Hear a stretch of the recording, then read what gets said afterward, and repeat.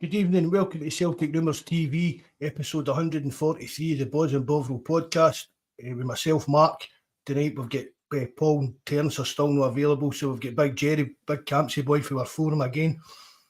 Bobby might be coming on as well, I don't know. If anybody else wants to come on, I'll put out the link. You're all more than welcome. The links to our forum, www.celticrumours.co.uk. The link to that and everything else was our Discord groups and everything. The links in the description box below and our link tree. We're now up to 796 subscribers, so maybe we bit of luck after this podcast. We'll maybe break the 800 mark. So thanks again, everybody that subscribes and listens in, whether it's on YouTube or on Spotify or whatever. Just we really appreciate everybody that listens. A few wee shout outs to the guys, for some of the guys for the forum. Obviously, Paul still laid up with his knee. All Tim Alloy's having a bit of a rough time as well. Richie, Mikey, Malika, all the usual suspects. Guys like Welshie Boy and Glasgow Green and that are all listening back during the day. Red Scotland, nice to see you, mate. Thanks very much. And again, thanks very much for your comment the other night. That was really nice what you said. I really thought that was really nice of you. Thanks very much. Evening, Mrs. Mate. Brian, nice to see you back. I know you were on a wee break for the forum and stuff like that. Nice to see you back again, mate. Evening, Liam. I'm doing well, mate. I hope you're the same. We'll just get torn into it then. Last night's game, what did you make of that then, Jerry? Yeah, where to begin, mate? I couldn't bait reverse. I couldn't see his scoring at the end there. I was panic stations thinking, no, here we go. We've gave them a sniff already, one each, and then pops the goal. Couldn't believe it. I think we were all kind of in the same boat. That's the second time I think we went behind as well. Couldn't believe it. Ball into the box, simple header. Just, I thought it was going to be one of the nights. Then we score, Turnbull, wonderful goal, get a penalty. I don't know what it is. We've not got MD in our team that can seem to score a penalty. You get them over the other side of the city, get penalties every week. I don't know if they're getting more practice because they're getting them regular and we've no. But happy with the result. I knew it would be a hard game. They had a game plan and they kind of stuck to it. St Mirren actually done well in spells. But we got there in the end. What about yourself, buddy? Oh, I was the same. I mean, and we knew it was going to be a hard game against St Mirren because, I mean, they're doing well in the league. They're a well-organised team. And then, once they get the goal, they just went into their defensive mode. They stuck at it well. But as you say, it was a cracking goal for Turnbull. Their goal got to probably Scales' first clanger for he's broke into the team. Maybe a bit of a mix-up between Scales and Taylor. I see Taylor having a right go at him, it kind of thing. For me, it's Scales. Scales should have dealt with it better. He's kind of ball magnetised. He's quite good in the air. I know there's a couple saying that Taylor should have tucked in, but he's got to be wary of the man behind him. If the ball goes over him, we're still danger there. So no, Scales has got to be aware where his man is. I know he's looked at the ball. He's aimed to keep him at the back of him. For me, your centre half's going to be more side on than that.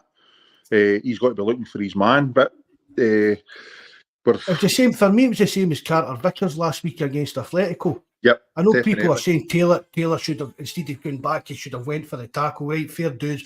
But when the ball goes into the box, it's no Taylor's fault. Yeah. Carter Vickers lost his man in the Atletico game, and Scales lost his man last night. So, I mean, it's just one of these things. But thank God Big O came on, got us that goal.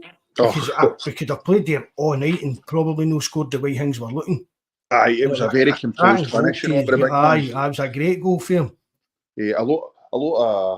A lot of people would have tried to take that first evening time. Jabber, mate. Evening, bud. Oh, Big Jabber's on. He's in the chat, good on him. I hope he's rough for his birthday celebrations yesterday. Happy birthday, belated birthday, Jabber. A lot of people, a lot of players would have snatched at that, but the big man took the touch and slotted it fantastic. So after when I seen him coming on, I thought, here we go. This is the last throw of the dice. But the subs all kind of worked out well last night. What do you think of the team, the starting team? Will we start there? Well, I mean, me and Terence and Paul were talking in the chat group we've got going. We were talking on that yesterday, and we always wanted like a Wata, a Bernardo to start, but Yep. we all knew it was going to be Turnbull, didn't we? Aye. Oh, no, It was the Forest one for me. That kind of threw me. I don't. there was the press conference when Ray Rogers was talking. I had a sneaky feeling that Turnbull was going to get the nod and started. But when you seen the team line up, you were a wee bit no deflated. I mean, they're there. We need to use this. Well, we should be using the squad. But I thought to myself when it went to the one each and it looked as if it was getting stuffy, we were struggling. I thought to myself, aye, there we go. We're making these changes. Maybe a couple of them were forced, but starting with Forrest and Turnbull, it was like an empty jersey playing with Forrest last night. Aye. I heard somebody saying that on the speed trials, Forrest is quicker than Maeda. Aye. I said, Terms thought I was kidding him on. I sent him the actual link on it. You know what I mean? I still struggle to believe that. I struggle to believe that, man. I would need to see it for myself to believe it. But I mean, maybe you're.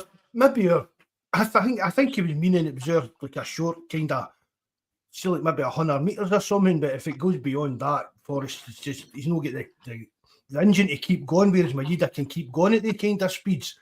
I think Maeda at least goes forward. I thought Forrest only goes back, so I don't know if it was backwards or forwards. They were racing. I mean, do you think maybe? I'm not saying he maybe disrespected St Mirren to that extent, but do you think maybe Brendan Rodgers kind of underestimated them? I don't know, because we had said a couple of weeks ago in the last pod, he had said about us going through the league season unbeaten, and I said, ask me after this St Mirren game. I thought they were going to get. I still think domestically they've gave us our hardest game. They were kind of bogey team last season as well, but I didn't expect to go behind for such a simple goal. But I thought they were hard to break down. Aye. I mean, I don't know what it is. Every team we seem to play, they're all want to waste the time and fall to the ground and kid on they're injured and all the rest of it. Some of that for St Mirren was a joke last night, wasn't it? Aye, goalkeeper should be embarrassed. Some of the antics he got up to. Aye. Evening, Martin. Thanks for coming in again, mate. He had a couple of right good saves, but then you're watching him rolling about the ground and all. The one was it Kyogo. Kyogo's got to go for that. The ball's or was it Yang? He's got to go for that when the ball breaks. But yet he's rolling about the ground. But there was a few of them. He wasn't the only one that was at it. The one where Kyogo get booked, that was ridiculous. Aye. No, it's because I'll tell you this, it's a pet hate of mine, Mikey. I keep calling you. Oh, sorry, Gary. No, it's a pet hate of mine. Well, the defenders. Players that obstruction to let the ball run out for a by kick rather than a corner or that. It's still obstruction. It's a pet peeve of mine, and it's for years and years I've moaned about it. And I'd love referees to start cracking down on stuff like that. Aye. No, defenders looking for him to try and see where he is, but he's not interested. Make sure he's not getting the ball. He's just trying to get his fat arse away, make sure he's not getting anywhere near him, and then he's falling to the ground like a Jesse. Aye. No, overall, it was a good result, and it keeps them at a distance. It doesn't give them any. I mean, if we dropped points last night, I'd have. I know it's early doors. I'd have been shitting myself. Because you don't want to give him a sniff at all. Dude, I know that was a bit of... I'm sorry, I was just reading what Martin's put in there about Cal McGregor. Do you think Cal Mac needs dropped as he's been carried and Forrest and Palmer are too similar? Need one winger that comes in and another takes a man on. I don't think McGregor needs dropped. I just think he doesn't need to... I've said it for the last couple of seasons about McGregor. He doesn't need to play every single game, I don't think. I agree with you there. I mean, the amount of games he plays is ridiculous. But last night you couldn't. I mean, you've already got Forrest on, you've got Turnbull on. They're normally like, I know Turnbull's what, a third top goal scorer or something, or whatever it is, second top goal scorer this season, and it beggars belief. But normally they're a waste of jersey, and you've got the two of them playing. So you need Calmac. You would have needed Calmac in there last night. But there is games. I mean, I've said it for long and weary. I like the look of the boy home. He's got a bit of dig about him. I thought he gets looked good again last night when he came on, didn't he he? gets about the park. He's busy. He's comfortable on the ball. He's got his head up. He's looking to make passes. I like the look of him. I was kind of surprised when O'Reilly went off last night. I thought, that's no, I wouldn't have been taking him off. No, He's one of the last ones I would have took off. I thought that was a strange one. I thought last night I put my hands up and I thought his subs were strange. However, it shows you how little I know, because the subs actually, the subs, the bench done its job. I mean, every one of them came on and made an impact and changed the game. So I think Yang will struggle. Well, in my opinion, he'll struggle to get in ahead of Palmer, because I think he's just getting better and better and better. And he started off better than Jota did when he came. Aye, definitely. We said that the other night. I'm excited to see Palmer going forward, and like Ohm. And as I said, I'm delighted to get that goal last night. Aye, and I know you've said it plenty of times to us. I think he's a Rodgers player, but after listening to Rodgers with the praise and that after the game and going on about how well he works, you know that Rodgers was all about that, about the players applying themselves on and off the park. Aye. So he'd nothing but praise. So I think, although I wouldn't like to see him as a out and out number 9, I do think he's going to get a lot more minutes and a lot more games. I still think we need another striker in there at least. Phillips didn't look too keen last night, didn't he? No. You mean when he came up, you were hoping for the best? You heard there was a lot of Liverpool fans said he was a decent player. He just couldn't get minutes because of his injuries. But it's for me, Vickers and Scales is our number 1 pairing. I know we've got Naroki in there, but no, for me, it's they're the two that people are going to need to try and dislodge. Aye, 100%.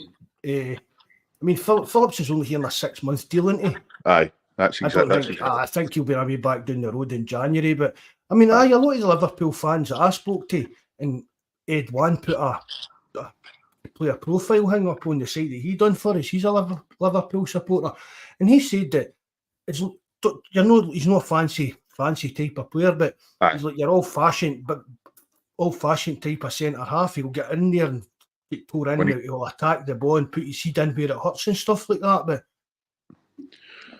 I mean, I don't want to. I mean, there's reasons behind the scenes that it didn't work out for Shane Duffy, but it's turning into that kind of signing, really, isn't it? That's the kind of. He's doing a wee bit, mate. I know. Totally get where you're coming from, but he's done a wee bit better than Duffy did. But I can't see him being signed permanently. No, when we've got 2 other centre halves there signed in decent money, looking to start. What was the script? What was up with Vickers last night? Do we know? No, just been rested. Because he's just been back for injury. He's played a lot of games the last few weeks, and they just kind of rest him for. But he said he'll be playing on Sunday. So Sunday or Saturday we play Ross County. Saturday 12:30. Saturday. Aye. So he'll be back for then. I know. They're a number 1 pairing. What about the rest of the team? What about wee Kyogo? You never get much service. Jesus, I mean, I'm not keep saying it. He never creates anything for himself, but Jerry. People are comparing him. He's the best striker we've had for Larson. I've seen people saying that, and that's ridiculous part in my opinion. But everybody's saying he's not getting service, but look at the chances he misses when he does get service. Oh, well, granted, they should have scored that one at the end last night to put it to bed. I know that the keepers came out and spread himself, but 1-on-1, you're really looking for your striker to be burying them. I know he was trying to dink him. The keeper made a good save, but Kyogo comes alive in the box.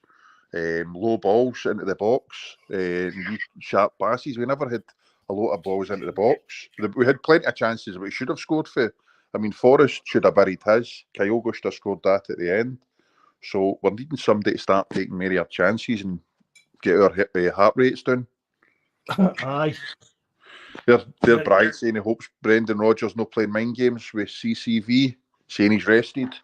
No, he's got. I don't think there's anything about that. I think he just, as you say, he's giving him a break after that injury. Well, we'll find out if he's not playing on Saturday, if he's playing main games. But according to, look, after the team was announced, all the kind of in the know guys were saying, we knew that Carter Vickers wouldn't be playing. Aye. No, I think he's got a habit of giving them a wee run and then taking them back out when they've come back for long injury, for big injuries. I think maybe that's one of the I mean, Hatate, I can't believe his hamstrings went. I think it's the other hamstring that's went this time. I know. And I heard them saying they were going to try and get to the root of it and see what was causing it. I mean, 2 to 3 months was, pardon me. And it's a long time. Pardon me, it's a long time during the season, isn't it? No, I know half. I mean, he's not played years and years of football. I mean, because I think I remember Ange had saying he was at college or uni or something like that. Aye, they need to do that over there. He'd only played a couple of seasons, and then he came over here. So, I mean, I don't know if it's his body would have been up to speed by now, and he's a man. What age is Hatate? 23, 24? 20, about 23, I think, yes. Aye. So it's not as if you can say he's still developing. 25. 25.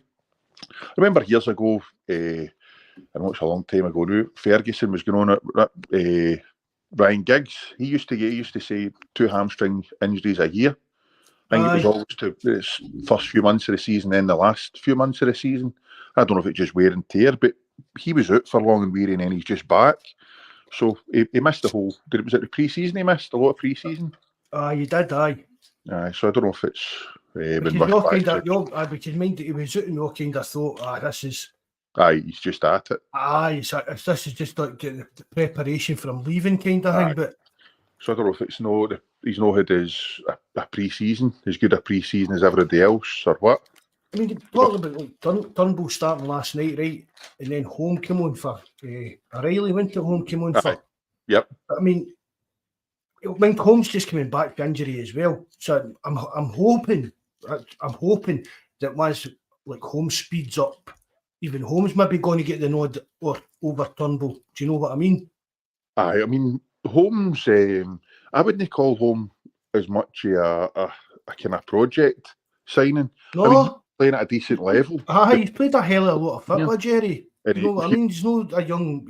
He's young age-wise, but when we talk about these projects and development players and that, he's quite ahead of the kind of the ones that we've been bringing in. I mean, he's more experienced than Jota had. He'd made experience in probably even like your Hatate and that did as well. Do you know what I mean? Playing at like a good level. And he played European football as well, so he's no a project. So I think he's obviously going to get better and better being here, but under Rodgers. So no, I'm interested to see how he gets on. But as I say, I had heard people saying the day that there's serious interest in Matt O'Reilly, but that doesn't surprise me in the slightest. No. The performances he's been putting in this season, domestically and in Europe, has been fantastic. He's very comfortable on the ball and plays with his head up and can get about the pitch and all the rest of it. So I'm not surprised. I mean, Matt O'Reilly's been flagged up, you know, these data systems that scouts and all that use. Aye. Matt O'Reilly'd been flagged up for they caught the numbers into his numbers and stuff like that when he was at MK Dons. So he was on the radar of a lot of big clubs. Aye. And for me, he's one of the players that we'll just keep a wee back burner eye on him. Well, there he's away to Celtic. We'll see how he does there. But then, do you know what I mean? His numbers will get flagged up that he's doing well at Celtic. He's doing well in the Champions League games, stuff like that. So I'm not surprised there's interest in Matt O'Reilly. But they'll be interested in every single Celtic player. Aye, well, at some level, do you get what I mean? At some level, there's interest. It's just scaremongering stories. The big in the European, they don't really bother so much with this league. I mean, to be honest, see, looking back with Van Dijk, do you think that going from Celtic to Southampton to Liverpool, he went up massive amounts? It's just, well, this is only my opinion. You can say if I'm talking nonsense. He done really, really well here, and he went down there. And just because it's a similar situation with Ange, just because they're doing it down there, he's obviously he's up the levels and up the gears and all the rest of it. But they're doing down there what they're doing up here. It's just that they all look down in their league as if, well, it's not the greatest, and theirs is the best thing on earth. So I think they'll gauge them in Europe. They'll gauge your players on their performances in Europe rather than in the league. A million percent, aye. If you're producing in the European stage, you're more than likely to get a kind of like a big money move kind of thing. Aye, that is it. So no, as you say, there'll be interest in quite a few of them, and that's how I'm surprised that Hatate did stay and sign a new deal. I was surprised at that. I was really surprised, to be honest. We know that means nothing. They can still get Celtic in January with the way our board operate. It's just to protect their investment as they see it. What about their keeper? Players themselves, you know what I mean? The players themselves maybe want to move on.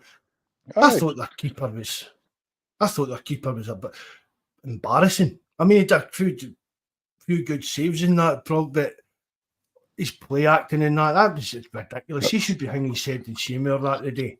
That I know for you. I thought he had a couple of right good saves, but as you say, it's all that play acting and the theatrics that put me off. But we need to start thinking about a keeper. That's how I think Rod's obviously flagged up there. He thought he had a great game, but it's easier for a lot of these keepers to come and do well against us because they're busy. It's when they're not busy, their concentration levels aren't they there. That's when you can tell. I mean, look at Zaluska when he played with Dundee United. He always looked fantastic. But that was because he's busy, and then he comes to us and he doesn't kick a ball. Yeah, JFP in the chat. Even in JFP, nice to see you, mate. Phillips doesn't say much for the pub league. I know. Who was that about Van Dijk? Van Dijk at the same level. Our board needed to hold out for more or bigger sell on. Aye, I would agree with Martin there. I think we sell ourselves short a lot. Well, we have done in the past with some of our players. Some of them we got rid of at the right time. Like, I know we were all gutted to see KT go, but you've seen the way his injuries and all that have went. I think the board done well to get the money they did for him. But actually, I mean, Van Dijk wanted out. It was obvious he wanted out. It was all over the press. Do you know what I mean? He wanted out. So for me, when it's that kind of thing, and off the top of my head, I think he maybe 2 years in a deal, maybe at the most. Do you know what I mean? So their hands are a bit tied when the players kind of forcing his way out the door when it comes to transfer fees. Do you know what I mean? That's the way I look at it.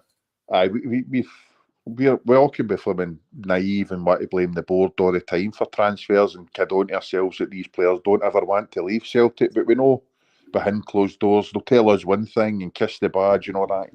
But really, they're all motivated by money.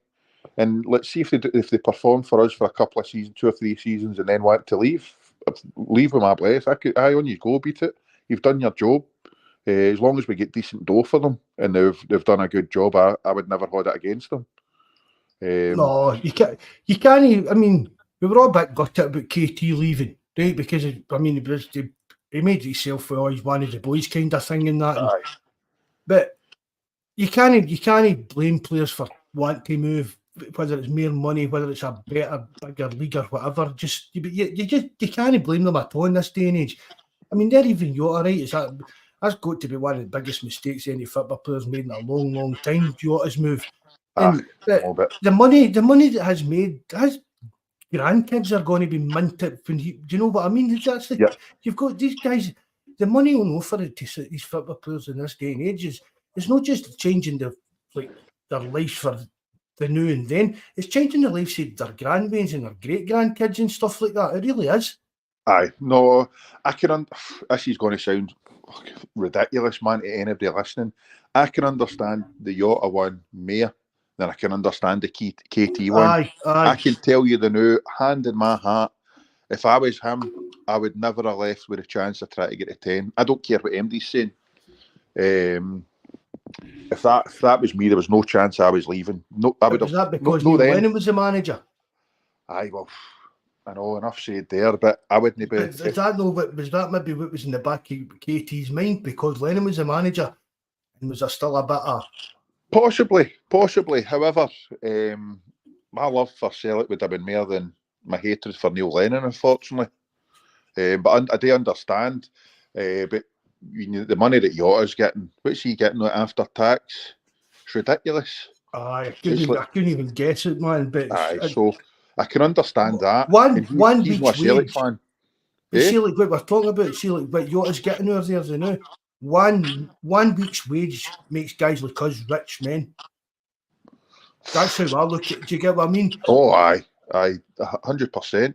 I mean, all these players are getting 250 grand a week. If you get 1 week's work and getting paid 250 grand a week, Jerry, that's life changing for you and your grandwains. Do you know what I mean? Aye. Oh, David, You're not going to waste that. No, you wouldn't. But you'd have a good house and stuff. Do you know what I mean? To have a right fancy big house and stuff like that. If you were getting that just for 1 week, you go and buy a 200 grand house and then just work the rest of your normal thing with no mortgage or nothing to pay on that. No, I'd be in Vegas, man. I'd do the penthouse suite, man. Have you not seen that? George Papadopoulos, that would be me. It'd be spent. I can assure you that the Grand Waynes, wherever they ended up, wouldn't have I been. But no, well, you're heartless, man. You're a heartless man. Oh, yeah, you only have a short life. There's Red Scotland. If 9 in a row meant into KT, he would have remained. It didn't, so good riddance to him. I'm of the same opinion as him. That was my whole attitude at the time when KT left. I mean, he probably regrets leaving now because of the injury problems and that. He said, but if he'd stayed, would we have won the 9 in a row? Would they have still had the same injury problems? Do you know, things like that? No, I saw ifs and buts, but he's left in it. I mean, again, he's made a lot more money than probably would have had the same time at Celtic, but the injuries has kind of jiggered his career, I think. I don't think I really can't see. I mean, when KT first even went to Arsenal, teams like Man City and that were keeping an eye on him. All right, we'll see how we can do at Arsenal before we'll start sniffing about him. Even your likes of Real Madrid and that were watching out to see how we would handle playing at Arsenal. And again, the injuries just jiggered him. And then I don't think Arteta just kind of liked him as his style of playing or whatever it was. I was surprised about it with KT. I thought he would have done well, but with Arteta there, it's a very decent. It's some pretty good performances for Arsenal. But it was, I think, we heard for years that KT had this, there was that, he wasn't going to last long, his hips were this, his hips were that, and you just didn't know what to believe. So whether it was a case that he wanted to get in there before we found out. There's JFP saying that he heard it was KT's old man was pulling the strings. I've heard a few people saying that as well. I could well believe it. His dad's got to be honest, like, see, realistically, I mean, his dad's going to be looking for the boy to make as much money as he can in the short career they've got. But for me, no. Maybe it's because I've never been in that position. I just couldn't fathom out MD wanting to, especially if they're Celtic fans, wanting to leave. So especially that important a season. 100%. I mean, Scott Brown stuck it out and tried his best to get the 10. We could list the players that we classed as quote unquote failures for not getting us a 10, but KT didn't even fancy hanging about for the fight. See, that's the thing that annoys me about him. But however, good riddance to him. He's left and hopefully growing. No many of them leave. Greg Taylor. Well, hey, you're rhyming off the likes of Brown. There's Brown, McGregor, Forrest, Taylor. None of them, well, not so much Taylor, he wasn't there, but none of them weren't actually born Celtic fans, if it were led to believe, haven't it? It's true. No. So, and they've all stuck it out tried to get the 10 and stuck it out to, well, it looks hopefully McGregor ends his career with Celtic. Brownie and Forrest kind of did as well. So, no. He'll either end his career just like move to like part-time, but a lower division team just to keep playing. But no money in them move on to bigger and better than Celtics. The grass isn't. Once you leave, go on to any bigger or better things. They maybe get more money, but you don't really look and see what. When Yama when Yama, Van Dijk, you could maybe say went down to Liverpool.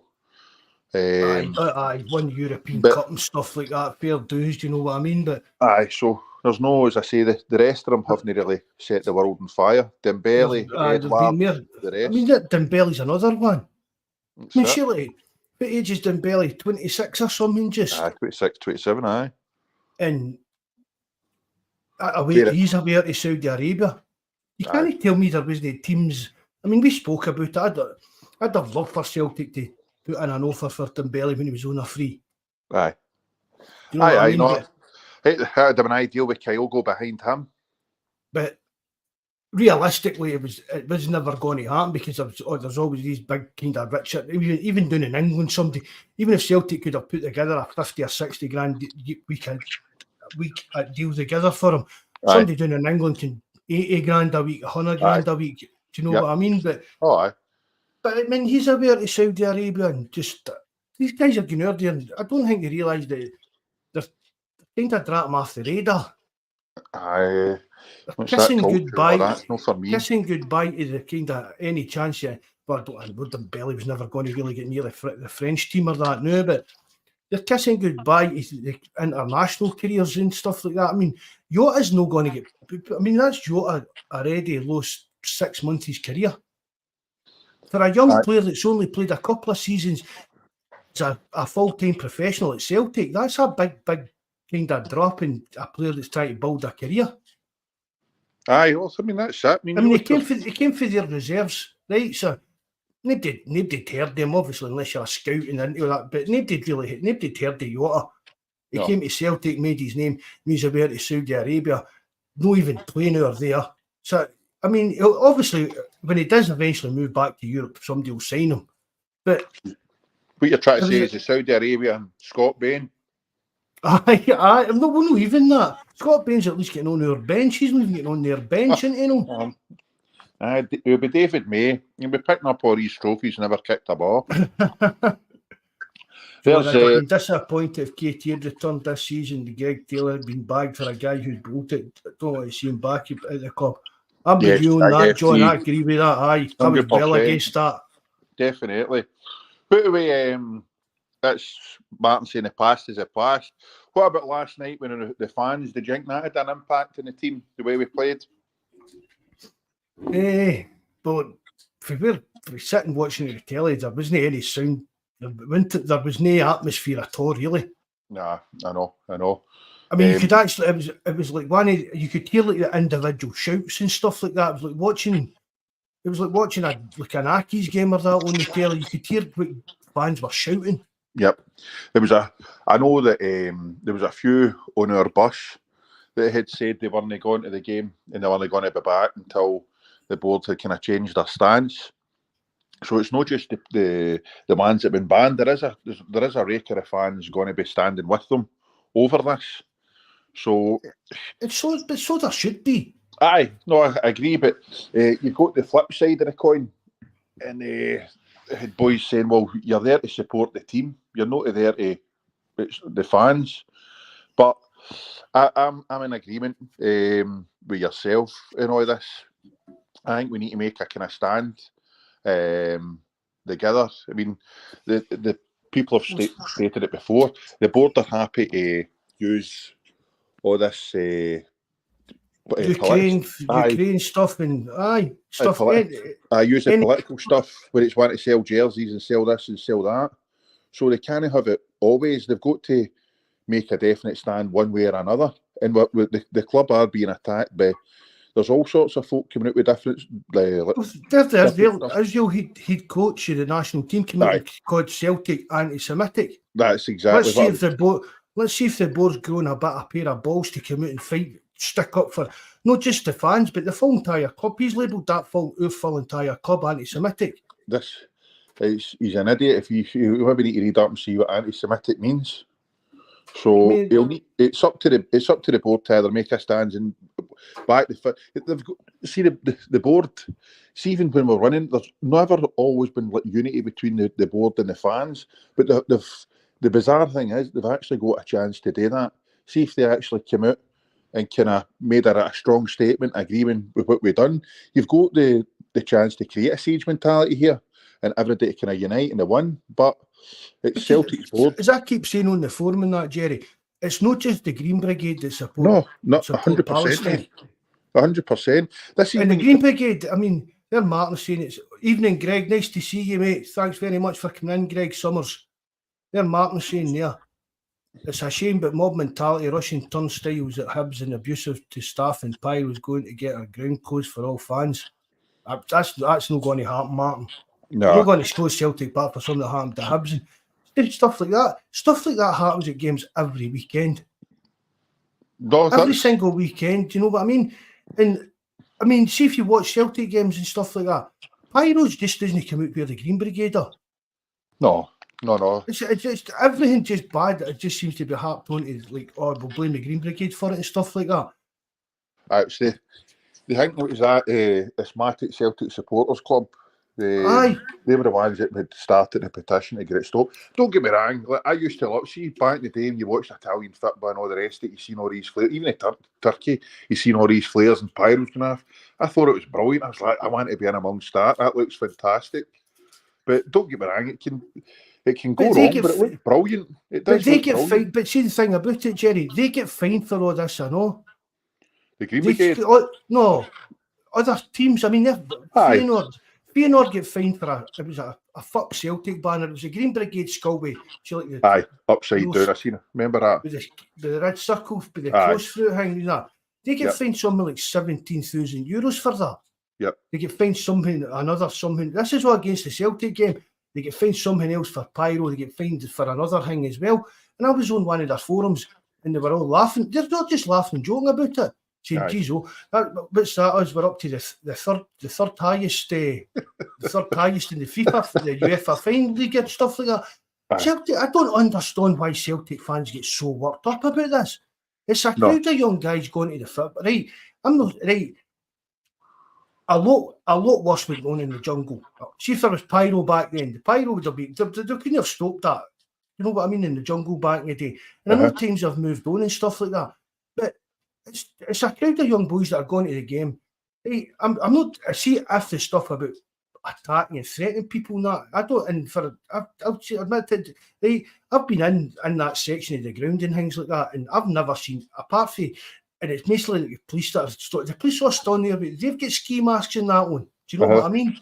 And they're standing there, and it's. But see, I've never seen any people in that being any kind of abusive towards anybody or forcing anybody to do anything that they wouldn't want to do. Do you know what I mean? No, I agree with you. And it came out at the start that they tried to break into the ground during the Lazio game, which was weird because all the pictures showed that they were actually in the ground during the game, for even before the whistle started. Now it's changed to they tried to break in before it. Right. So, see if that kind of thing, right, I don't agree with see if people are going to their work and feeling threatened and that and stuff, right? I don't agree with that if it's true. But apart from that, really, see the letting off fire. Well, I'm about to say that to you. The club itself let them off when we win the league championship and stuff like that, and nobody bothers. Well, I know we know of folk that are in there, and you know yourself. They were told, or they have said to various that the club have encouraged it. They have been encouraged to use the pyros. So obviously they're not going to come out and say, we've told you to use it or this, or they're not going to admit to it. But they can't have it both ways. The one thing I don't agree with, see, like they try to break in or try to open the fire exit doors to let folk in. I don't agree with that. I mean, I think that's a bit much because I think we've seen the accidents and all that can happen, but the pyros and all the rest of it, and that's, for me, I think that contributes to the atmosphere in the game. So I wouldn't mind that, but I wouldn't. The fire exits allegedly this is getting opened and all that. I don't believe for 1 minute it's all one way, because we know ourselves. Sometimes. Did you ever double up at the football? Did I ever? You're not going to say, do you still know? Well, what's the difference between opening the door for your mate coming in and fire exit? Hey, listen, we all know, pals. To that extent, do you know what I mean? Their kids in. It's you've seen the size of me, so me doubling up with MD's going to be Me and Jabber are cut for the same cloth. We're no, we're kind of, I don't know, athletically challenged. We're not going to get. We're a couple of times I went through the turnstiles just praying that I'm going to fit through and not get jammed, and everybody's scoring and shouting at us. I was even at that when I went to Hampden. When I went to Hampden for the semi-final last season, actually the turnstile, I was even struggling to get through the Hampden turnstile, and a wee guy tried to double up with me, thinking it would be all right because I'm on crutches and he'd be seizing that, and I was nearly getting stuck. Do you know what I mean? Aye. Don't get us wrong. Whenever I go to see, look, even getting up towards like the standing section and that, I go up and look. There's a wee steward and they just, if you got with crutches and that, they just like open my door and let you in. You don't have to get through the turnstiles and stuff like that. You still need to show your ticket because I'm maybe got with a set of crutches myself and try it. No, you still need to scan it. You still need to scan the ticket to get in, kind of thing. Aye. I thought I'd want to watch here. We get in free. There's JFP, but he said it's irrespective of your opinion. As in politics, it's acceptable as long as it's the right politics in eyes of the politically correct and the hypocritical, which is 100% spot on. What they're saying, it's all right to wave the Ukraine flag, but you're not going to have the Palestine flag. What's the difference? Well, here, what's the difference between all the clan and that were offended with the Japanese flag flying outside a pub at Wisha? I don't even know about that. Aye, see for Kyogo and that, do you know what I mean? There's a pub up, I think sure it's a Cross Keys it was up in Wisha. Right. And they've got flags flying outside, do you know what I mean? The tricolour and that stuff like that. There's a Japanese flag up for the Japanese players, and all the clan members and that were all at it, complaining to the North Lanarkshire Council and all sorts of stuff. They're fantastic. Getting on about my grandfather didn't fight the Japanese in the war for them to be flying flags like this and stuff. That was the part. So what would be the difference then if that kind of kicked on? If you can't wave a foreign flag in Celtic Park, what about Japanese flags? We waved Sweden's flags for Larson and players like that. Fucking cheap. No remember the time they had that orange strip, but it was meant to be in commemoration of the fucking Dutch players they had. Aye. Oh, they're half-witched, a lot of them. I wouldn't worry too much. No, but I'm talking about the perception of just a flag seems to be offensive. Nah. You know what I mean? So if that had carried on and rolled on and that kind of thing, there Martin saying it was the Cross Keys. But what I'm saying is here, Jerry, if that had kind of rolled on and caught the eyes of the press and stuff like that, could it became a big thing? Or look, you've got a Japanese flag, that's shocking. Because that's what it seems to. It's driven by the press and all up here as well. A lot of it is. I've seen it on Twitter and that. There's this crackpot and he keeps tweeting Adidas and all the Celtic sponsors about stuff and calling us all sorts of stuff in that. Tagging Rachel Riley into it, trying to get Adidas to drop as sponsors and stuff. Absolute crackpots, man. But that's what drives that. Aye. See in Scotland, that's what's driving that. It's nothing to do with anti-Semitism or anything. It's just that they've reacted to our support of Palestine. And now because it's hot, I mean, they're trying to go on as if this is only a new thing with Celtic fans. It's been on for years, Celtic fans, their support of Palestine and other places across the country across the world where this kind of genocide and oppression is going on. But because they've jumped on the Israeli side, simply because we were on the Palestinian side, it's all of a sudden, because this is happening over there, it's getting magnified. And because of what's going on in the wider world, it's all right. You're supporting Palestine, you're anti-Semitic, you're waving that Palestinian flag. What's the difference between flying a Palestinian flag and flying any other flag at Celtic Park? Other flag. There was a couple I had heard somebody saying that Abada had said to Celtic he wanted a statement issued. I was thinking, are you for real? A player's going to ask for his club to come out and condemn the Palestinian flag being flown? I think that's. That came for that Israeli coach, didn't it? He said that whether it's true or no, but see if I put that in the forum earlier, but see if that's true. What would the board of Liam Scales demand that a statement because of anti-Irish and anti-sectarian stuff he teared at Ibrox the other week at Tynecastle? No, that's what's the difference? No, I agree entirely. But that's a good point that Greg's made. Remember, Lol, who's now a growing presence at UEFA. His bosses at UEFA will have wrapped his knuckles and told him to double down. I didn't actually think of that, but that's the reason he came back to Celtic, to get that job. With UEFA, was it no? No, but he's always been on that. It's the ECA committee he's on, Aye. which I've said it's a good thing. It's a good thing for Celtic, and it's a good thing for Scottish football that Lowell's on that panel, that ECA panel, and he's quite high up on it. Or otherwise, we'd probably end up getting cast out of the Champions League. Do you know what I mean? So it is a good thing. But what for that? No, but just in this kind of reorganisation, do you know what I mean? Lowell's here fighting for the wee teams. He's part of that kind of quick way Ajax and that kind of sticking up for these kind of so-called weird teams to keep their Champions League places and keep in the top things in that. So it's a good thing from that point of view. Do you know what I mean? In there, the same as it is with our board. How do you think this is going to play out with the board and the fans? What do you think is going to happen? What do you think the end game is? I don't know. How can either side really back down? No, this is the problem. It was good as well to see the Celtic Trust coming out and supporting the Green Brigade and that as well. Aye, some of their statements were actually fantastic.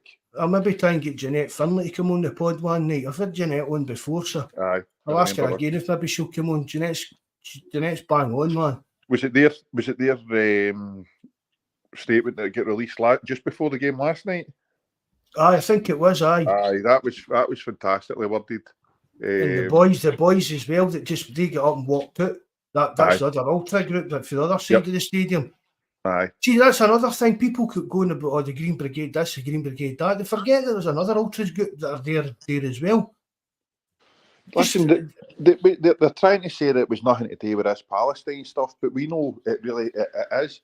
I know that there's people that work in at Celtic Park have said for years that the board had wanted to either not disband the Green Brigade, but try and get them all split up, because they were saying, like, this was before the standing, they were breaking chairs, they were doing this, they were doing that. But with the Green Brigade, you've seen the atmosphere's flat as anything, and we all know that the real reason that they've been banned is because of they're trying to make a statement with these Palestine flags. We know that's the crux of the matter. They can fan it up and say it's they've done this, they've done that, they've done this. However, it's the timing again for our board is fantastic as usual. It's all about this. We know it's all about the Palestinian flags, and I can't see it ending well for either side, because I don't see the Green Brigade are they going to back down. The fans are all going to support. There is a lot of fans that are in any of these groups supporting them, and I can't see how it ends and where it goes for here. I mean, a lot of even Celtic fans and the members of the press and stuff like that, and they forget that that standing section isn't just the Green Brigade. No, I know. I mean, but that's to say it's the same thing. They all just get lumped in together. No matter where Celtic are, whether it's at Parkhead, whether it's at Ibrox, whether it's at Dundee, no matter where it is, any misbehaviour by Celtic fans is down to the Green Brigade. Aye, no, that's the unfortunate thing is. It was me when I was younger. It was always the big boy done it and waddled away. I used to get blame with all sorts, but I stuck out like a sheer thumb when I was, I mean, I was 6 foot by the time I was 14. I was about 7 foot, man, but it wasn't. I got older. I could have put on a pound or two. But the problem is, see, any time you do hear anything, it's automatically it was a Green Brigade. It was a Green Brigade, home and away, as you say.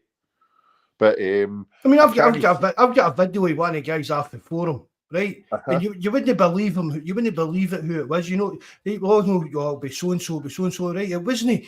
Right? But I've got a video of him stoning in Leipzig with a pyro.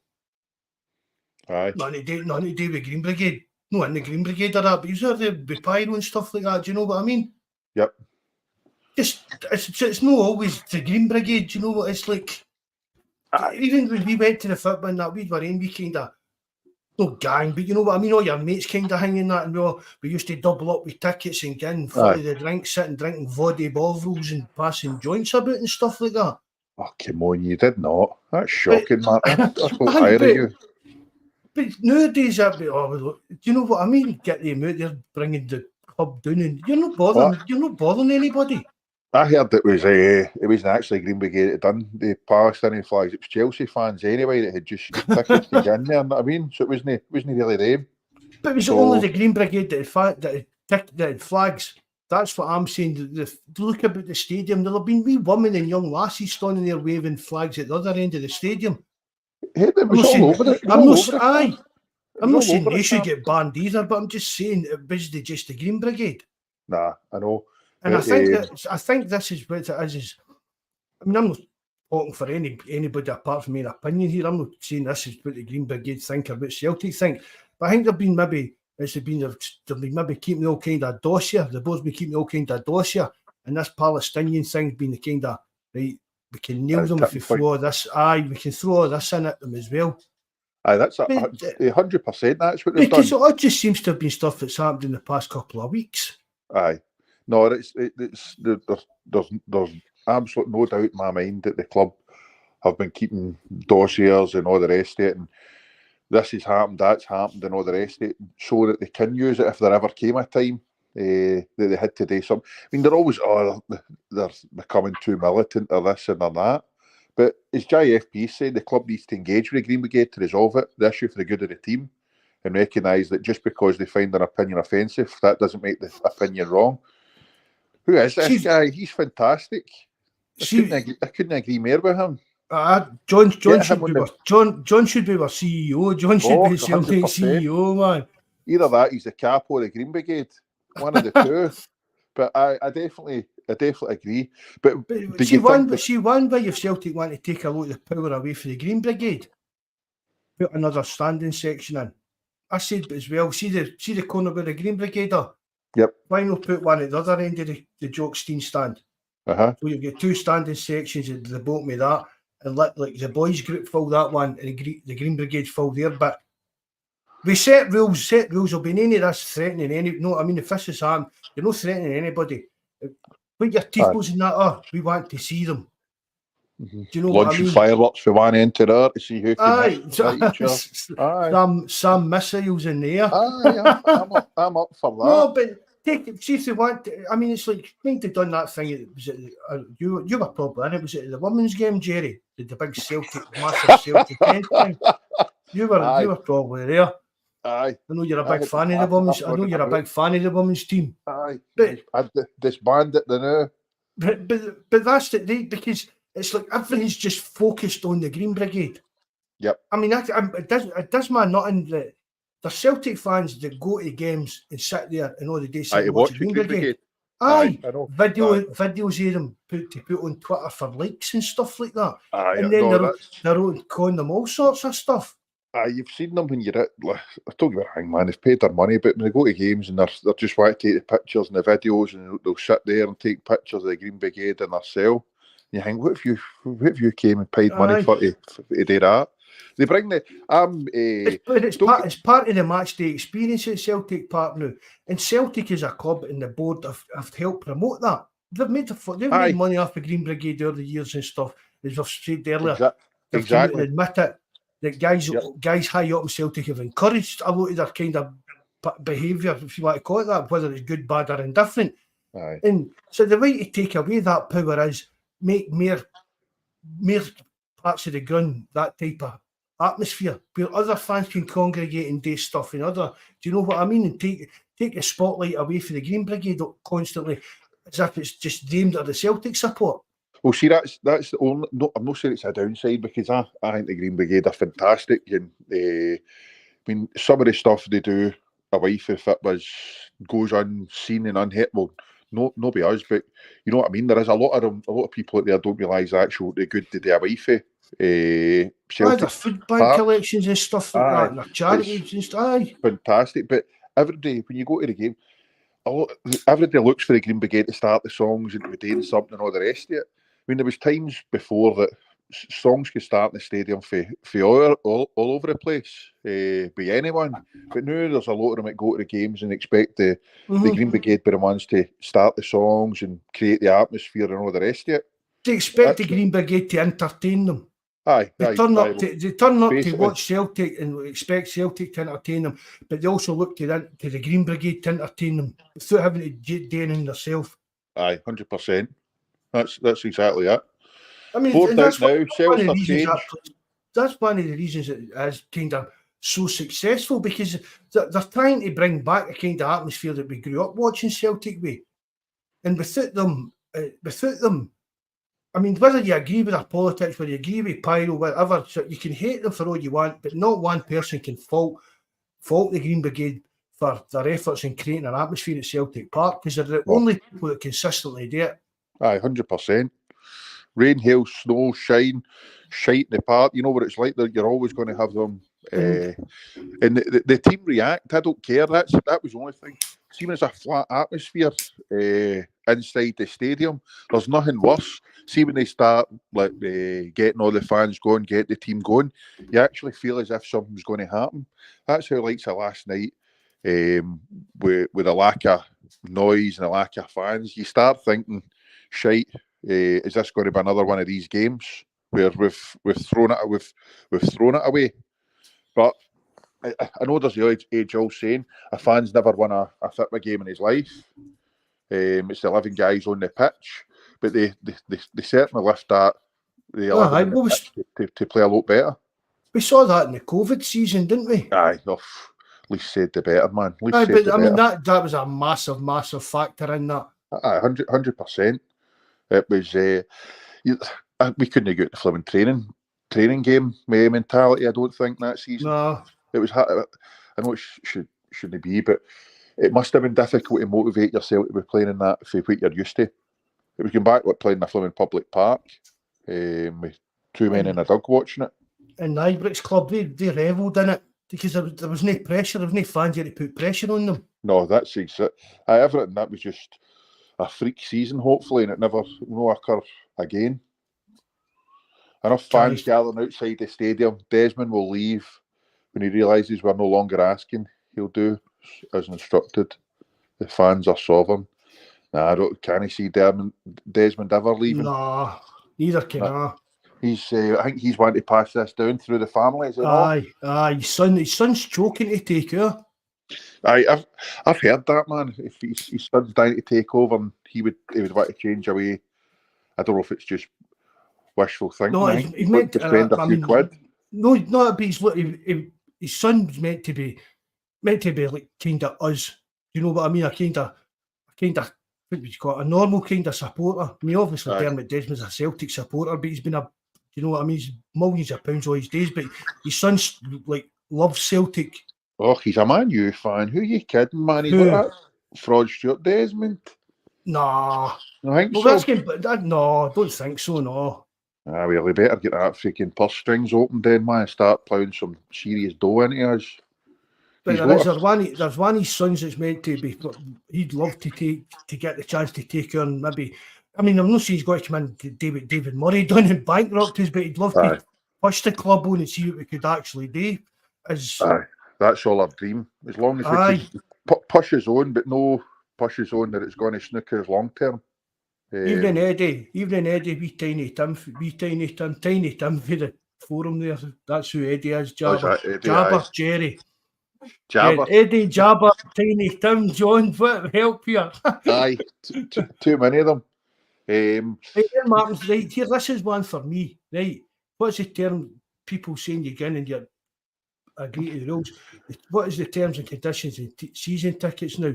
Right, on season tickets and that the terms and conditions is there's like no pyro, no this, and if you do this, but it's also on your season ticket. It's illegal to enter the ground while under the influence of alcohol. Aye. So okay, see once you put your money, you couldn't care. There's more people in Celtic Park last night under the influence of alcohol than any amount of pyro's been set off at Celtic Park ever. Yeah, how are they going to police that, man? You've seen but still, but people keep quoting it. oh, it's illegal. So that's their argument. Well, it's illegal for you to go in and which is it under influence alcohol or drunk. Then it comes down to a definition. Do you breathalyse everybody going into the game? And if you can't pass a breathalyzer, you don't get in. Aye. So you can't shout out as, oh, it's illegal, pyro's illegal, so that should be hit. I You know what I mean? Yep. Smoking in the ground. You get into the toilet, wee guys having a fly fag and a fly joint, you're not going to go and tell the police on them, are you? No, for Amphy, no. No, there probably would be folk that date and that, do you know what I mean? But aye, it's like, even if you went in, I mean, people smuggling half bottles of wine and stuff like that, it's just part and parcel going to the football. It's illegal, but you don't see everybody up in arms about, oh, I was next to a wee guy that was steaming. This is his season ticket number. I want him barred. Do you know what I mean? Stuff like that. This is my seat number. This is my seat number, and he was there and he was pissed drunk. I couldn't get peace for him all game. There's nothing worse if you've been sober at the football and you've got a pure sliverer in your ear. Do you know what I mean? No, I wasn't getting at you, Martin, mate. I wasn't meaning that, but it's just when people say that all the time, that's kind of the cut-off point. And I seen that was one that full Max blog the day. It's illegal, full stop. Well, so's get in when you're drunk. Oh, you don't listen and read that clown, do you? Now and again, just when somebody messages me, have you read what he's come out with the day and stuff like that? Man, I think he's Walter Mitty. He fell out with me or the Guinness thing. That's when I stopped believing he's shite. That was a belter, wasn't it? Oh, that was hook, line and sinker. I wished it was me that had made that up. But see, when the minute he started... I told him, look, that's me, I've made that up. I've made that up on the forum. I said, don't go with that, and he did. He said, no, I stopped reading him. I'm even going to have James Forrest. I used to like him, but I don't know what's going on with him as well. He's the two of them no pally, no? Aye, I think that's kind of what's. I don't know if it's turned James's head a bit or that. I used to really like him, and I used to even see on the forum. The only blogs I really read was James Forrest and that Pat Anderson, see Paddy in the Railway. Yep. He's funny. Do you know what I mean? That's funny. Nah, I don't bother with any of them. They've all got the begging bowl out at times, so no, that's when I think to myself, nah, I'm not interested. And then after that, the Guinness Stadium stuff and rename it, and he's buying it hook, line and sinker, try to pass it off as one of their own wee Shabrook sources. No for me. I read one there. Aye, Martin, we all know Desmond really is a Celtic fan, but in Celtic, 70 million in the bank. Without him, it was back to the early 90s. I don't know about Chase Mount is a risk. It's back to the early 90s. I don't know if I agree with that. We've got 70 million in the bank, but what's the point in 70 million in the bank if you're not going to spend it or do anything with it? It's not as if. But we don't rely on Desmond's money for anything. No, see, to be honest, how much is he actually put in? And they still take their dividends out every year, don't they? Aye. So, but I mean, he underwrote a share issue and he guaranteed the bank loans and stuff like that. But we don't rely on Dermot Desmond's money. The only thing is because Dermot Desmond's like the majority shareholder. Aye. And no, it's see when you hear these so-called fans with all this dough are taking out the dividends. That's you think, well, see if you really are a fan, you've got all this money. Why take? I mean, don't get me wrong, I'm not the most financially astute person out there, but it just doesn't, to me, make sense. If you're a fan, you're meant to be worth however many hundreds of million. You're going to take the dividends out the supposed club that you love. Maybe actually he's worth hundreds of millions and I'm skint. But there's normal supporters as well, kind of thing, Jerry, that are still getting dividends for the club. A wee old woman my mum used to be friends with. She used to get a check in every year for which it wasn't much right enough, but I've no qualms about that. The ordinary man in the street or woman in the street. However, see when you've got his kind of money, Laws and all the rest of them, none of them are hunting for a bob or two Why the hell? Why would they want to take their dividends out? The fine for Bobby Sir. I'll tell you. This guy JFP's just knocking him out the park tonight with some of his quotes, isn't he? Babe Ruth, home runs all other shot, man, on the Jai. What Do you want to come on, John? I'll put the link out if you want to come on for a wee while. Aye. What about that? That was before my time. The Celtic board flew the Basque flag above the jungle in the 70s and 80s. I can't remember that, but I'm not disputing that if somebody's saying it. Do you know what I mean? Aye. I've no idea if it's true. You'll know.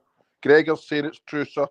We'll take his word for it. Celtic, and I don't prevent it from watching my team because I get pushes their agenda. Who's stopped me watching your team, Tiny Tim? Nobody. Unless you're a member of the Green Brigade and your ticket's been blocked, nobody stopped me watching your team. Nobody's posting any kind of agenda on you. No. Aye, no, it's don't get me wrong. There'll still be a lot of fans out there. That'll be going. I've seen it on both sides. Folks saying that they're not too interested about what's happening at Green Brigade. They're there to back the team, and I totally get it. Totally understand it. However, I'm in the other camp, unfortunately. Now. I'm the same. And that's not just because we've got our resident capo. Where's he been hiding this weather? Who? Welshie boy. Yeah, just work, man. He's only up for the odd couple of games now, kind of thing as well. He's no long started a new job, and I mean, they used to work away for him. I think he's more working for him. He can drive to his job, kind of thing. So he's no near Glasgow as he was. I don't know, shoot him, poor guy. Part-timer. He's turned into a part-timer, Welshie. I know. Kid own fan, isn't he? He's a kid own fan. I'd love that the majority shareholders need to be the fans, 51% at least. See, like the German way. Aye. The way the German clubs are running that should be the kind of thing. That should be the kind of thing a lot of clubs should look to. Then we have the sovereign decision-making rights. See, I agree with that, right? But see, the only thing, like business-wise, all of us as fans, we're going to be doing it with our heart, know your head. See, business, you've got to. There's a difference between. I mean, we would all go out and spunk that 70 million the Mora. Whereas if you've got to sit down, you've got somebody business-like, they're going to say, "Now, hold the bus. We can use that 70 million to do this." No, you're just voting people to run you're voting on who's running your club and stuff. It's not as if that you don't get a vote on what your transfer fees. I'm not saying that we're going to, but I'm saying in general, you'll need a good mix of business-like people and fans, like-minded fans on the board, fans of the club. You kind of get like political campaigning. You know what I mean? You get so-and-so, two guys want to be like running the show and they tell you what their plans is and blah, blah, blah, and then the rest of you would vote on who you want onto these positions. Pyrotechnician. Aye. Now, I can't see that happening because it's a job for the boys. No, it's not. I can't see it happening either, but for me, it would be brilliant if we could get something like that going at Celtic. No, it's a great idea, but it'll never ever happen. I don't even know how this the voting works. Somebody had mentioned it before. It was something to do with I don't know. Was there no something coming up with some of the shareholders, the people on the board, being able to get voted out or something? That's never going to happen. Just for the AGM and that coming up, because the majority shareholder, I think, between Dermot Desmond and that is it. Something Lidl trainer, something like that. Aye. I think you've got more than 50% between the two. Aye, so it didn't matter if every single fan and shareholder there voted the same way. Aye, it was not even a drop. They wouldn't even register with them. No, it's a close show, but it's like they goat molesters. They need to be asked in. They need to look out for each other. But it's getting back. It's kind of it's reminiscent of getting back to the times when it's like a close show like the Kellys and the Whites. Aye. And that wasn't good. Do you know what? That wasn't good. Nah. thank God for wee Fergus. What we done Aye. to him? But we Fergus said that this would never happen to us again. No one person would ever be in control of the club again and that. Aye, no, I know, but it's but we're only saving grace is with Desmond is a fan, and he does want to hand it down to. I'm saying he's a fan. He's a Man U fan, but he does want to hand it down to his family. He's always said that he wanted it to be a kind of family dynasty thing. So that.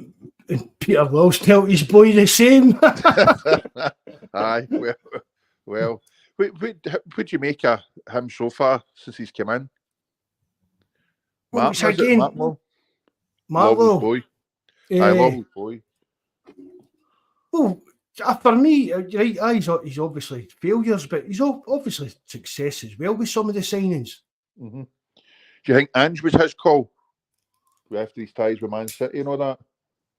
Well, it was meant to be Peter Law that got that done, wasn't it? Peter, I'd heard it was his boy had said about Ange, how he was highly thought of by Guardiola and Man City and all the rest of it. No, that I'm talking about for a job there, but they had previously seen with some of his coaching setups and all the rest of it that he was a right good coach. It was Michael Nicholson that was there at the time, wasn't it? Aye, yep. You know what I mean? So obviously it came from somewhere. Aye. But at the time that Nicholson was kind of claiming that it was his kind of master stroke to get Ange in, but then once he had left, the two started coming out, and it was more Peter Lill that had been doing the moves. Do you know what I mean? To get Ange to come in when Eddie Howe decided not to take it, or Celtic get peed off him or that. Blessing in disguise, wasn't it? But although he's a decent enough coach, Eddie Howe. I just don't think he would have had the same success if he had came here. No. I think if he came here, it would have been short term. He'd always had one eye back as soon as he was getting back, as soon as there was an opportunity to get back down there. He'd have been the first trainer. And he's fell on his feet up at Newcastle. I mean, he really has. He's landed his feet at that job because in the next few years, they're going to end up just like Man City. Aye. See, they've before they get took over, they always had a large fan base.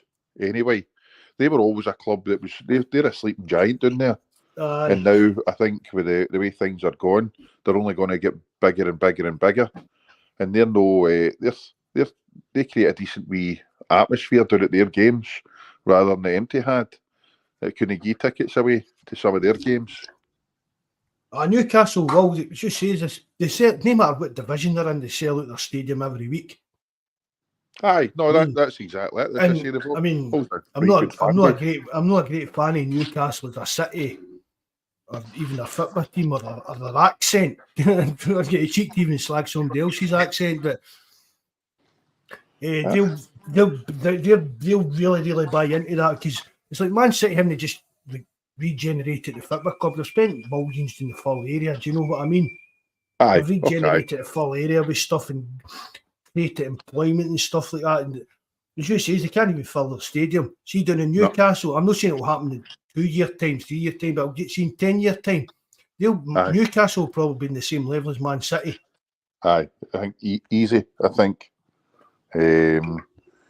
What is this? I heard that Don Mackay had pushed for Ange. Aye, I think that was another one of the ones that was going to run about, wasn't it? Aye, but then that was the thing. But then when Mackay left, Lill, and I think even Ange said he spoke to Lill times in that as well.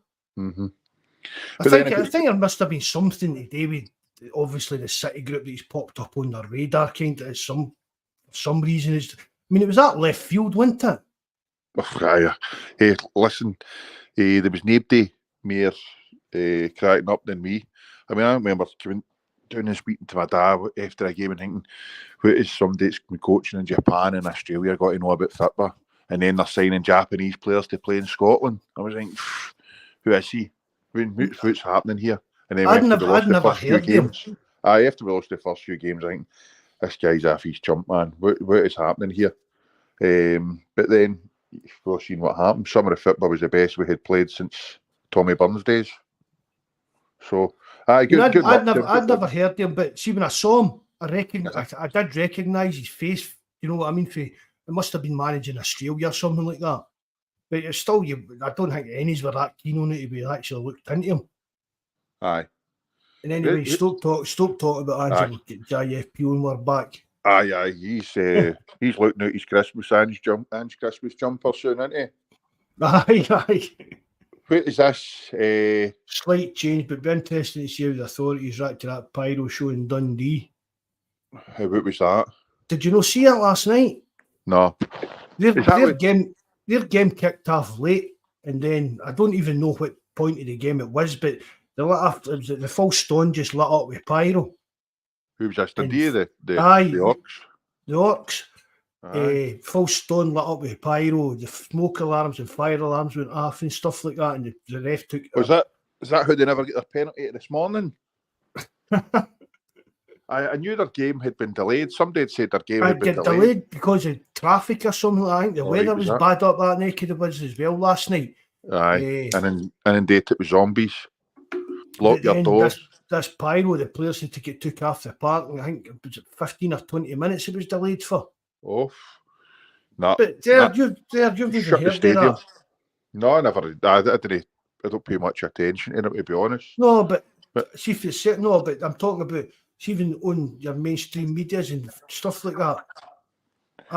There Greg says you were at the women's game. You were at the women's game last night. That's what it was. Aye. But see if Celtic fans had you can't blame. It's the same thing. This was a full stand. You can't blame the wee onion bears for that. Do you know what I mean? Aye. No, I never. It was a pure wall of pyro. What's getting said about it today? Anything? Well, there Martin saying. The SPL's looking into it. Aye. Oh, they'll sort it out in the next molesters meeting. It'll be swept under the carpet. You know what I mean? It'll be fine. Evening, Rod. I don't know if you were in earlier. Sorry, mate. Nice to see you again, Rod. There he's saying the silence will be deafening. That's what I mean. If that had been Celtic fans, it would have been ITN news, not even STV news. Do you know what I mean? Aye. Big camps at the women's game. Me and Jabber would have the best pair of tits there if we'd went to the women's game. You know what I mean? There's no chance of that happening. I just seen JFP saying that the jumper coming in for Matt O'Reilly. No chance. I don't think O'Reilly liked him at all. I don't care what team he's at. I just don't think O'Reilly would like to get back to play under that. Under Ange? Aye. No, I don't think so. He would have been. I think he'd have been off and running if Ange was still here. So every silver cloud is a lining. Every dark cloud a silver lining. O'Reilly just seems to have bought right into what Brendan Rodgers is trying to do. For the things he's come out and said, the Ange left, I think I'm not saying he was unhappy. And let's be honest, he didn't play too well last season. No, I would have been sad to see him go last season. But I don't think he was after what you said after Ange left. I don't think he would fancy working under him again. No. Last season, in my opinion, it wasn't the greatest, and I wouldn't have been too disappointed if he thought, nah, I'm going to get back down south, or even abroad. I'd have been like, right, okay, you never had that bit since this season's kicked off.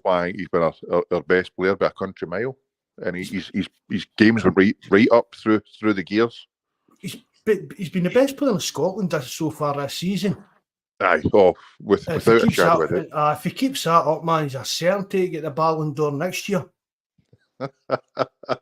Aye, well, but he's a certainty for Player of the Year if he keeps up. Not just Celtic's Player of the Year, actual Scottish Player of the Year. Aye, okay. Messi will probably win the Ballon d'Or next year, I know. Aye, he's got it for the next couple of years. He'll do the 10 in a row, you know. Aye, probably for winning stuff with Inter Miami. Aye. I'm not getting no Man City fan of that, but it was shocking that Big Haaland didn't win that. Aye, well, the goals in that he scored is unreal.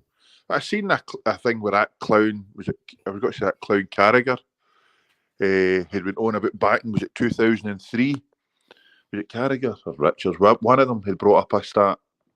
Back in 2003, Henry had something like 30 odd goals and 30 odd assists. It was something crazy. 40 odd goals and 30 odd assists. and then Nedved won it, and he had like 14 goals and like 7 assists. And you get Henry saying, "Well, it's can I vote it for? It's no out and out footballers that vote for it. There's a lot of sports writers and all the I think it was sports writers voting as well, and you know yourself, voters can be easily swayed with different things. So it wouldn't surprise me if that wee York wins it again. Wee Messi. He's for me. He's not win it again. Huh? He'll not be able to win it again. Nah, he won it the other night, but no playing in America, surely. I mean, but he only got that really because he won the World Cup. Aye. But Haaland won the Pub League, won the European Cup. You know what I mean? The amount of goals he scored and stuff like that. Just it's good the way you said that. He only won the World Cup. Aye, but that was it. Aye. You know what I mean? It's like saying, well, Haaland only won the European Cup, the Premier League, and I think the FA Cup as well. The treble, do you know what I mean? Aye. Messi done nothing at club level for the season. I can mind it anyway. No, that's I agree entirely. He wasn't his usual at club level, 100%. But he's still not the best player in the world. It's for me. He's maybe a bit third behind Ronaldinho and maybe the R9. I'd take CR7 over him. Aye. Every day of the week, I'd take Cristiano Ronaldo over him. Probably with myself. But aye, I wouldn't vote him for the greatest ever. He was a mere well-rounded player than Messi. Aye. You know what I mean? He's done it elsewhere. He'd done it all over the world. You know what I mean? Aye. Portugal, he won. Right, he's never got to win the World Cup with Portugal, but he won the Euros, which is probably the highest he can get to. He done it in England. He done it in England. He done it in Spain. Do you know what I mean? Hey, he done well in Italy as well. Aye. He done well in Italy as well.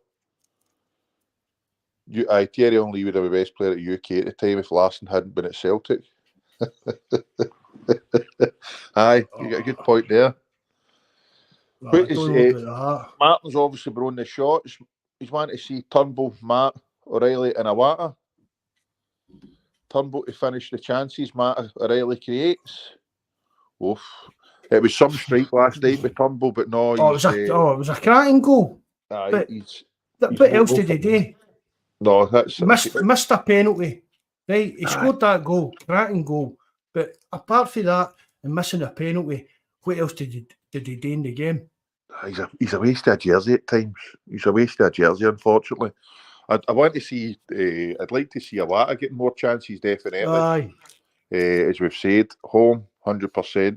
But Turnbull, no, I think Turnbull can sign for another club in 8 weeks. Yep, definitely. I mean, what's Rodgers doing? Is Rodgers trying to?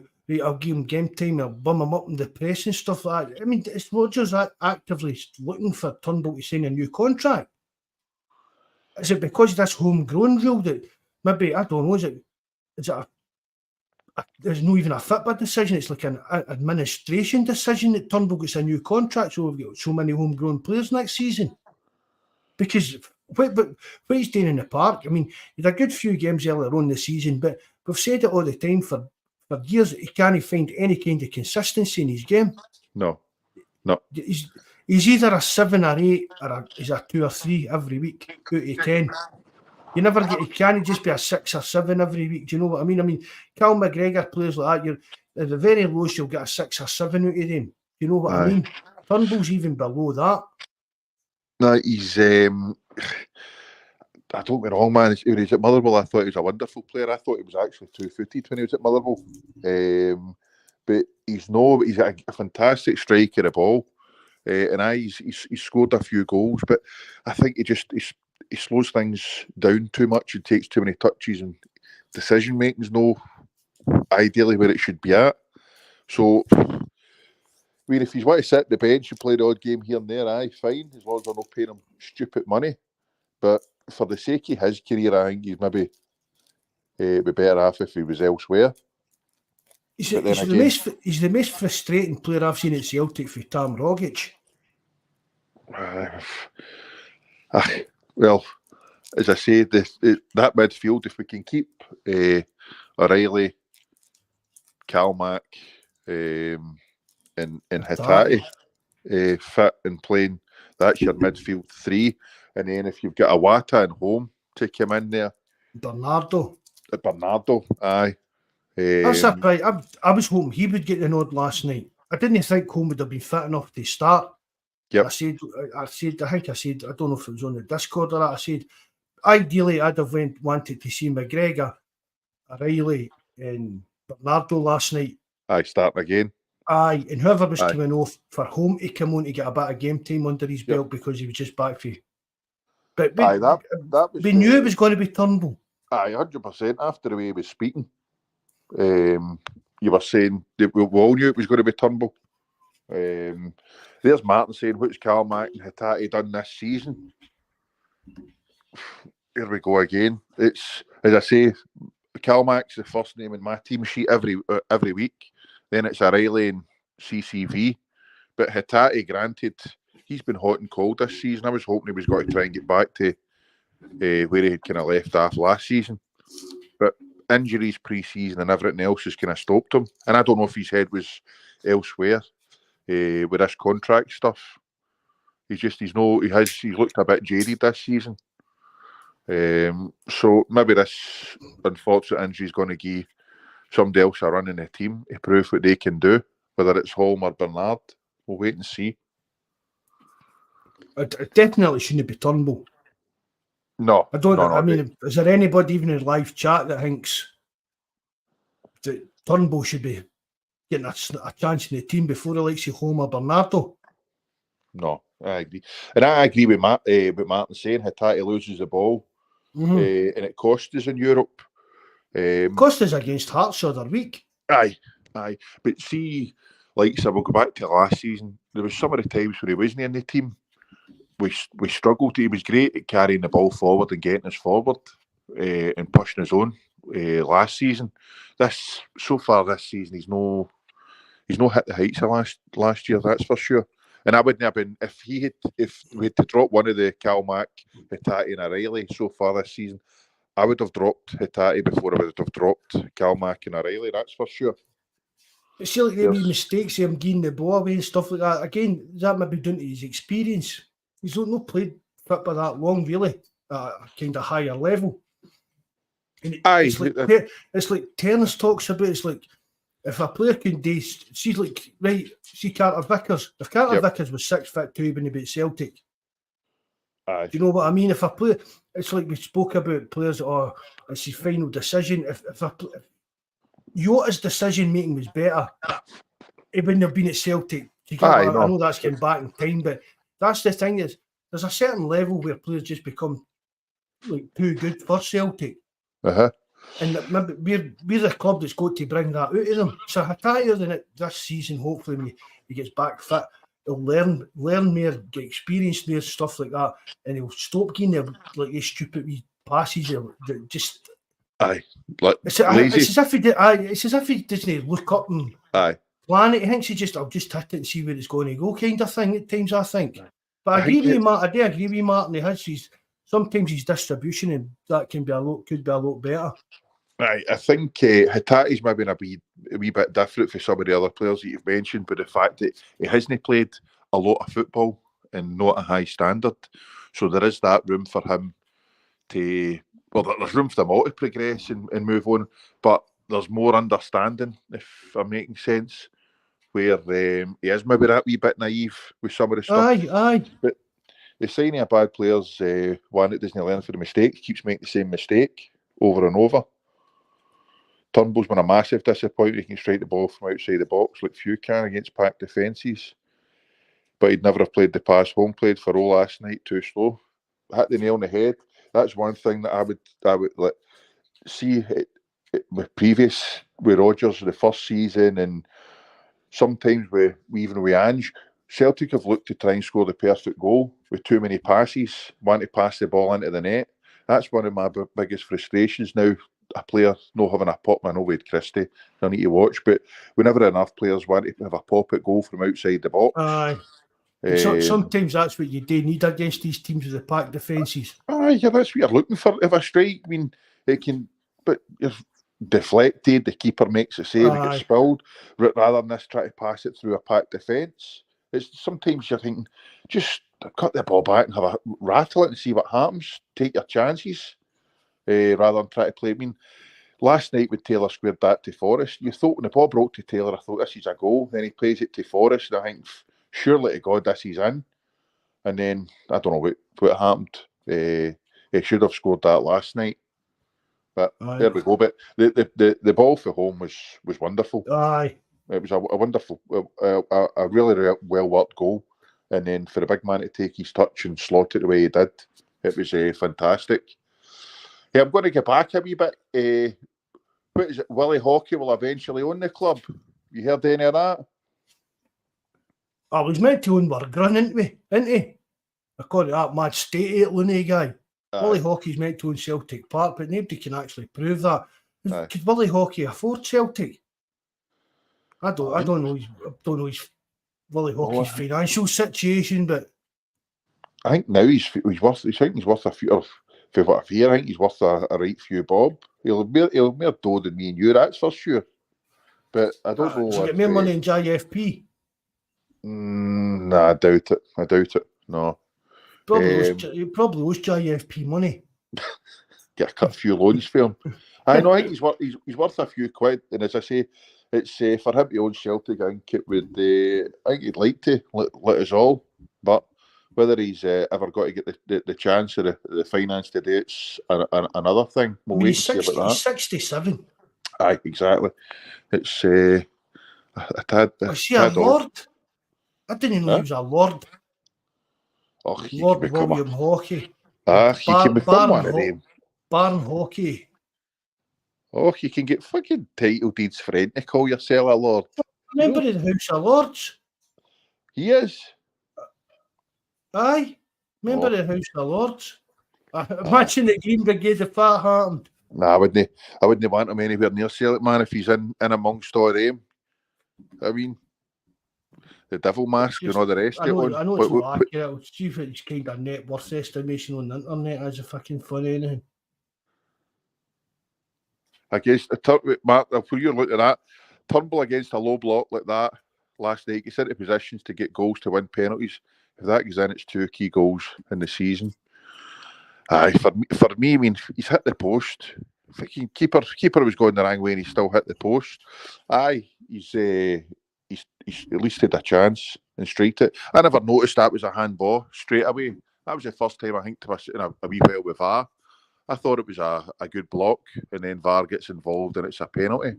So fair dues. It was unlucky. Big Gogic into it. Big boy used to play for Ackies, I'm sure. A big head case, that boy. Yep. He knew straight away that it was... According to internet, hockey's only worth £22 million.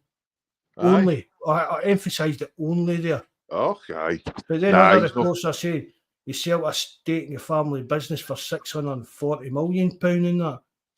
I don't see you don't know what to trust now. I wouldn't bother, I mean, because we've all heard that these folk have got wealth off the radar and they've not got a coin to rub together, so you can't trust anything. What I wouldn't like is for us to fall into like Saudi kind of hands and stuff like that. I was going to ask you, what would you do if that ever happened? Well, if ever the opportunity arose, what would you think be there? I don't know, man. I wouldn't be happy at all. I really wouldn't.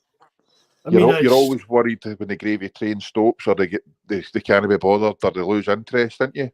Aye. What's going to happen next because of the money they've put out? They're maybe no want it back, but I think they would just dump you like a hot toddy. Well, that's one of these things that they've changed the rules now. Don't know if you saw it. They've changed the rules that you can own multiple clubs and stuff like that now. Aye. Well, were we not talking about looking at one before? Aye, but it's a different thing if you're just joining up some kind of partnership. But you can't. I mean, it's like supposing the team that just bought Newcastle turn around and says, right, we'll buy Celtic, and they sell Celtic. But push comes to shove, they're not going to supply us, like Newcastle, Celtic, and any other clubs that they own with multi-million pounds every season. Do you know what I mean? No. At some point, there's going to be a cut-off. And But we all know Celtic's a big, massive club worldwide. They pump money into us when maybe do better in the Champions League, whatever. But while that England TV deal is in place, we'll always be setting the poorer relations. Do you know what I mean? aye. Oh, I mean, Man U had remember, was it a Belgian team? Was it Antwerp they had? They had a kind of partnership for years. Aye. Then Chelsea had the team in Holland. Was it Vitesse? We've had partnerships with teams before. Do you know what I mean? But no us owning them. It's like, well, does Dermot Desmond, does he know own an Irish team? I know, and he looks after kind of bankrolls an Irish team. I mean, I'm sure he put in money into one of his Irish teams a few years back, but I don't know if he actually owns them as such. But it's just, it wouldn't work, I don't think. It wouldn't work getting part of any kind of part of a group or anything like that, but especially even getting into, I'm not going to go on about politics again and stuff like that, but I mean, a lot of the kind of Saudi things and that, Celtic fans really want to be associated with that. Enough as we're up my arms with like World Cup and stuff, do you know what I mean? It's something you don't really want to get involved in. You still there, Jerry? Oh, he's left me. Aye, that's right, Big Red. Shamrock Rovers it is. Aye, I can hear you now. Aye, I don't know what happened there, mate. I don't know, I thought you'd bolted. I shat myself. No, I'm still here, mate. No, I can understand, but that's the thing. I mean, look at that clown that's trying to invest in Man U, that Radcliffe. He's got Leon, and it's been a sham. No, Leon. One of the French teams, it's been a shambles. Nice, it's been a shambles since he went there. See, years ago when they done away with maybe so much as look far back as that, with the reserve league, I used to say, how do we know have one of these weird teams and be able to feed now have our fringe players and our youth players playing for them to get more experience rather than this going down to this kind of so-called junior league. That's the only way I could have seen it working. But see, if you think about it, right, what if you were a fanny? Right, again, I keep mentioning Aki's kind of thing, you know what I mean? That's kind of my local team. But if you were like a hardcore Aki's fan, how would you feel before you get sitting watching every week as Celtic's young players? You'd be pissed out. It's the same as, for talk's sake, this Iranian mob that own Newcastle put money into Celtic. They're maybe got to be wanting players playing. I know that when they buy these multiple teams, you'd be thinking they're going to have one main team and the rest are going to be maybe feeder clubs, but they're going to be wanting something back. I mean, what happened? I mean, can you imagine the mob on Newcastle if they wanted to say fire a couple of players into us to get game time, but yet we've got to play them? I'd be going after that. I'd be, who do you think you are coming in here dictating to us? And I could quite imagine the fans of these weird teams. Whether it's a player we don't even need. Aye, exactly. Do you know what I mean? Imagine Newcastle, no Newcastle, a group that were party, whoever it was, City group, I'm turning and saying, right, take us 18, 19-year-old centre half, but we want to play at least 80% of the games this season. Yep. Celtic manager saying, well, I've got Carter Vickers, I've got Scales, I've got Lager, Bielka, I've got. How can I fit this guy into the team? Well, you are going to need to. You're getting no dough. We all thought. No, we're your boss, so that's what you're doing. We don't care how you do it, but that's what you're doing. He's starting. That's the thing. See, like these kind of people that are no fans, they wouldn't give a monkeys about what we thought or how we were thinking or how we felt. They wouldn't be interested in that. But we all thought, well, I did anyway. Jota going out to that Saudi team. It was only got to wait to the first transfer window, then he'd be back. He'd be at Newcastle or whatever. I thought it was just a ploy with them putting the likes of Jota out there to that team. And then to bring him back for, we're loaning him for whatever, next to nothing. He beat that financial fair play stuff. I see. You got to keep an eye on stuff like that as well. Do you know what I mean? I mean, honestly, I've said it for years, and a lot of people argue with me on this, right? But see, football at the top levels and that, it's one of the most corrupt things in the world. Aye, 100%. I mean, it really is. The stuff I've heard of guys like Ed Two, do you know what I mean? You know Ed Two's well connected, stuff that he puts up on the forums and stuff like that, Jerry. Do you know what I mean? And some of the stuff and that you hear from them, and you're like, how's that even allowed? And it's just, and all they say is there's always ways round things. Aye. I mean, did Chelsea have 90 odd players out on loan and stuff like that? It was frightening. Hoping that they got one that came through. Aye. I mean, they're paying millions of pounds probably every week just in the hope of getting one player that's going to come through and either play for Chelsea or make their money back half it.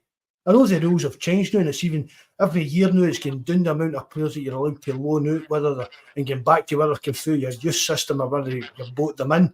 They're cutting down on you buying in young players and putting them out on loan right away. That's basically what they're trying to do, which is quite right. Do you know what I mean?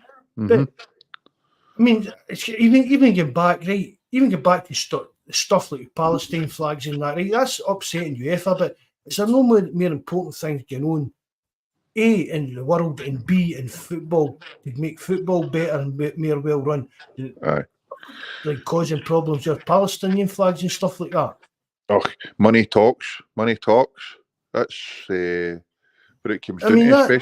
That fine system that all the Celtic fans get their knickers in a twist to. That is just a money-making scheme for UEFA. That's how they get their money to support the grassroots football. See their commitments to funding grassroots football. That's where they get that money for. All the fines that they give clubs, the fines that they've give Celtic for, and not even just because of the Green Brigade. They fine Celtic for having their logos on their sponsors too big on a training bib.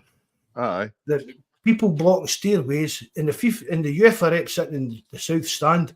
So the guys in the south stand are sitting blocking stairways because there's no way you can tell what's happening in the size of Celtic Park, or they're standing on stairs. So he's seen that in the south stand, the supposedly snobby seats and stuff like that. And people forget that. Some of the UEFA fines is nothing at all to do with the Green Brigade or the actual fans. It's to do with the actual club. Aye, well, you've seen it. See the one you're going on about the bib, they get the fine for the logo or the sponsorship and the subs bib. That was the amount it was ridiculous in comparison where there's been fines dished out by UEFA for racial or sectarian singing or abuse. Aye. And you think, how can you justify saying, for talking's sake, the fine for that compared to some of the other things? Aye. It's wild. It's wild. And I don't know how they come up with it. But I put it up in the forum. The fines even put Feyenoord get fined for the Celtic game. And it was a team out in Spain.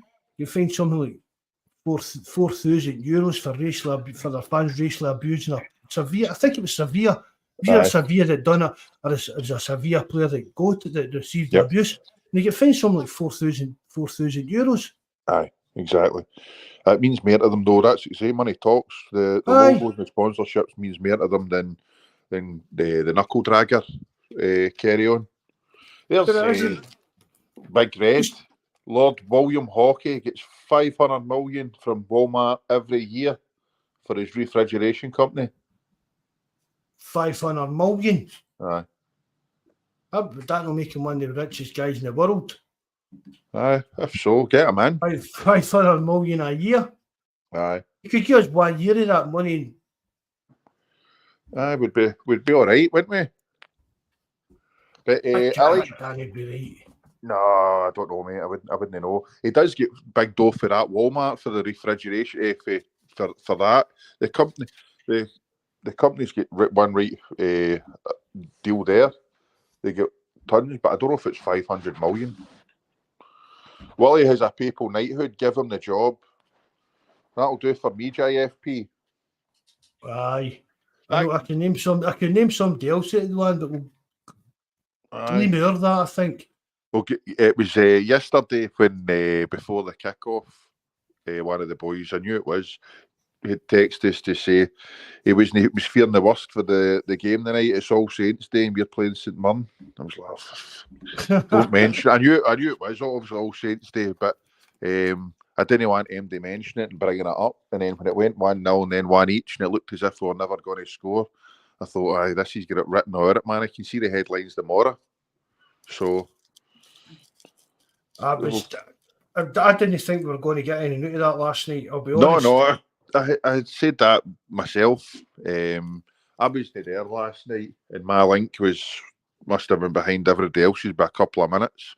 So when I started seeing the yes, I was jumping about because I thought when it got to that last 10, I thought there's no hope. We'll play here all night, and we're not going to score. I just couldn't see us breaking down their defence.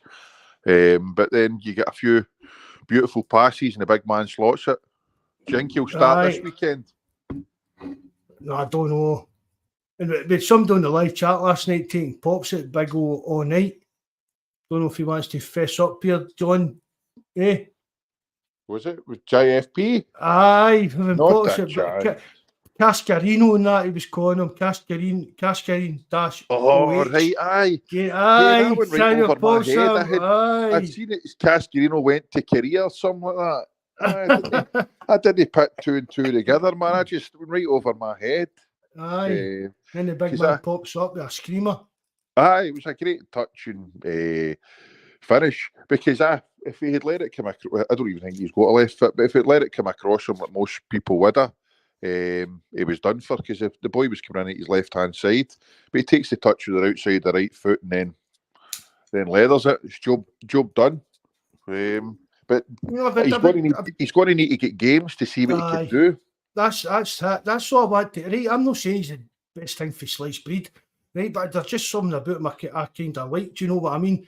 And I would just like to see him getting a bit more game time and playing, like starting some games now and again, just to see what he can actually do before we decide on him either way. And as I said, I've said it to you. You brought up earlier on, Jerry, that just something about him. I just thought right away that he was a kind of Rodgers type of player. Do you know what I mean? He's big and strong and stuff like that. And I thought Rodgers could maybe get the best out of him. I'd still definitely think we need another striker brought in. Oh, without a shadow of doubt, we need a striker brought in because God forbid anything happens to Kyogo. We've got to rely on the big man. I think he'll put himself about and he'll work hard, but I wouldn't be wanting to rely on him to get us through. No, we've not seen enough of him to be confident. We've not seen enough of him to be confident enough of him doing that.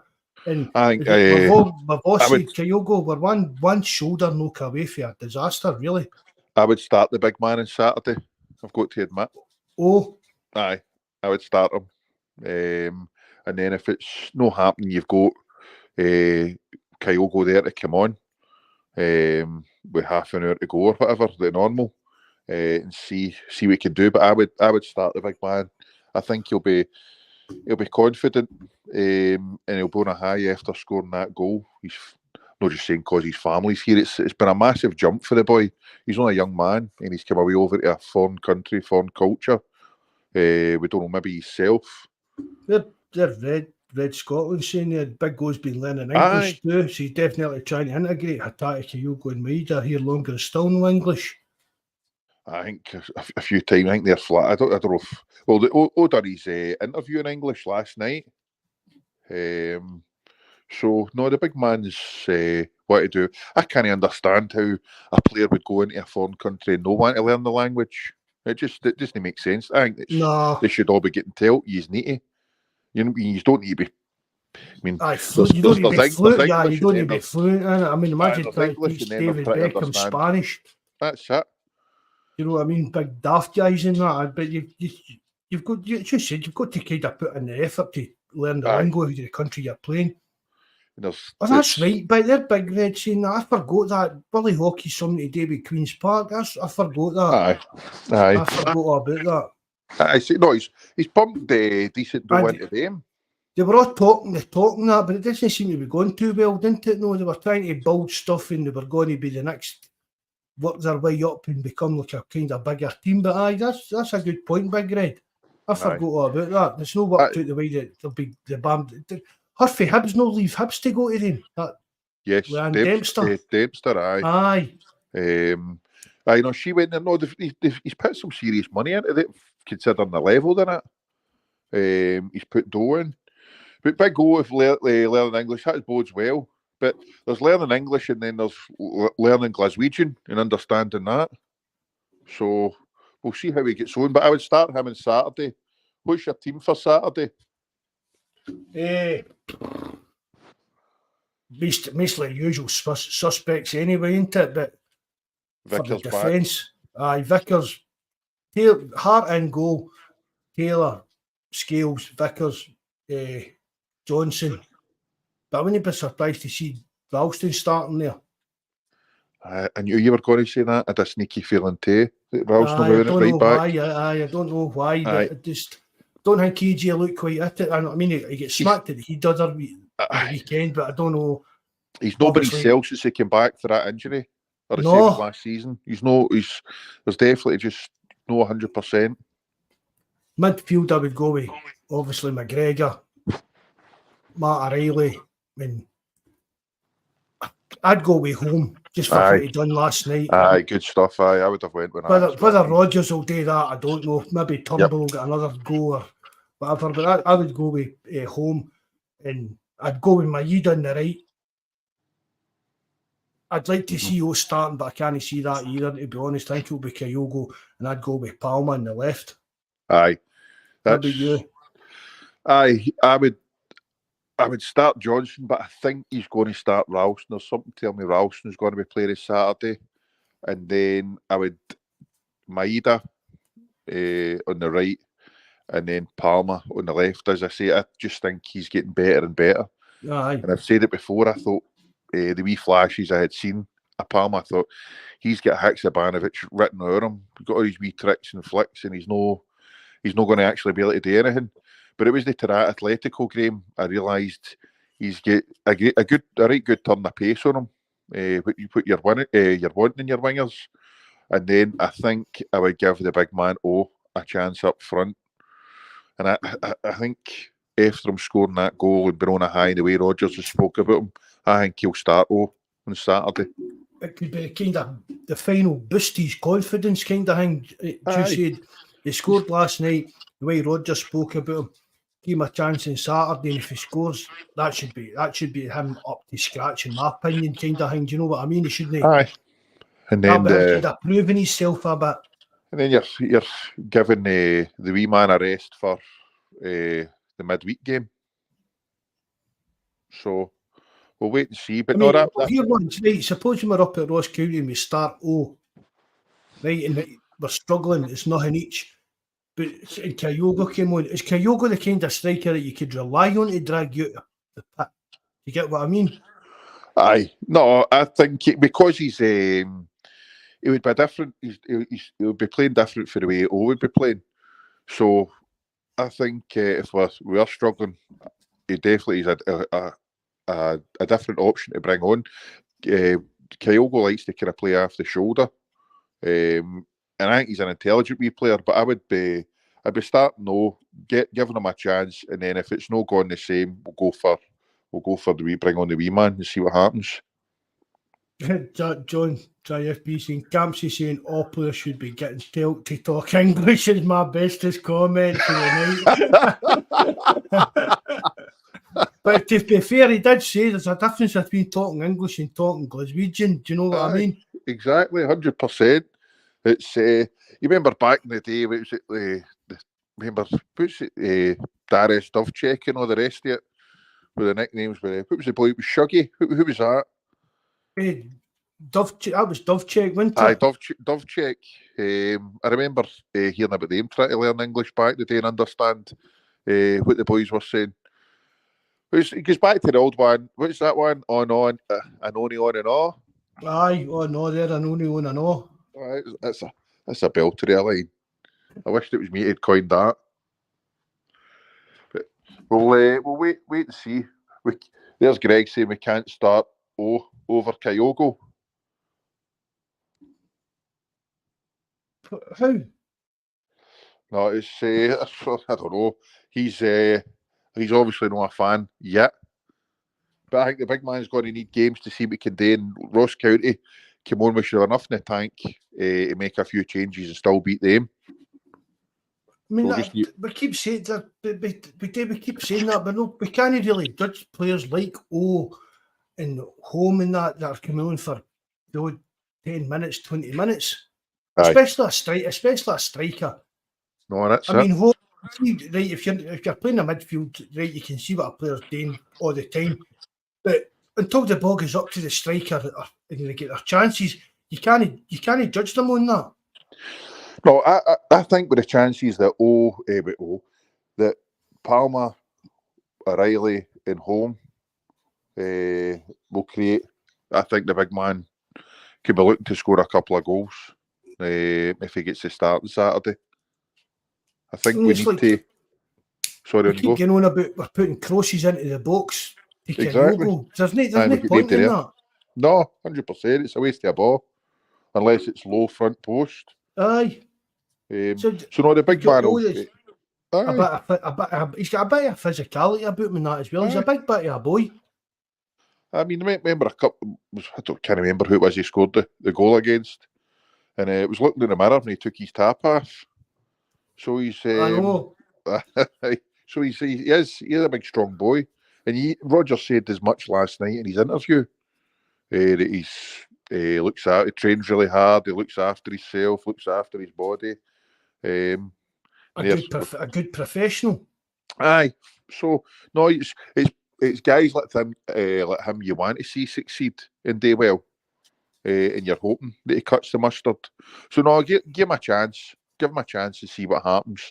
And if it's not working, then you can go to the tried and tested and bring the wee man on and see how he does. It's the same old, but a lot of supporters just write off players because they're not setting the head on fire. But these guys are only getting basically minutes on the park. And aye. No, to a certain extent, I think that's got to be detrimental to the player's attitude. I mean, it's like even imagine it was 1-1 last night and we go to the 87th minute and Roger flings on. What's so saying to himself? We're not going to do here in 3 minutes plus stoppage time. Aye, 100%, definitely. If I get a chance, I'll do my best to take it. But I'm getting flung in here for minutes and expecting to save the day. Aye, you're barely warmed up. Aye. No, Gary. Give him a chance on Saturday. See how he gets on. I mean, I'm not saying that he's going to, but I've just if it was up to me.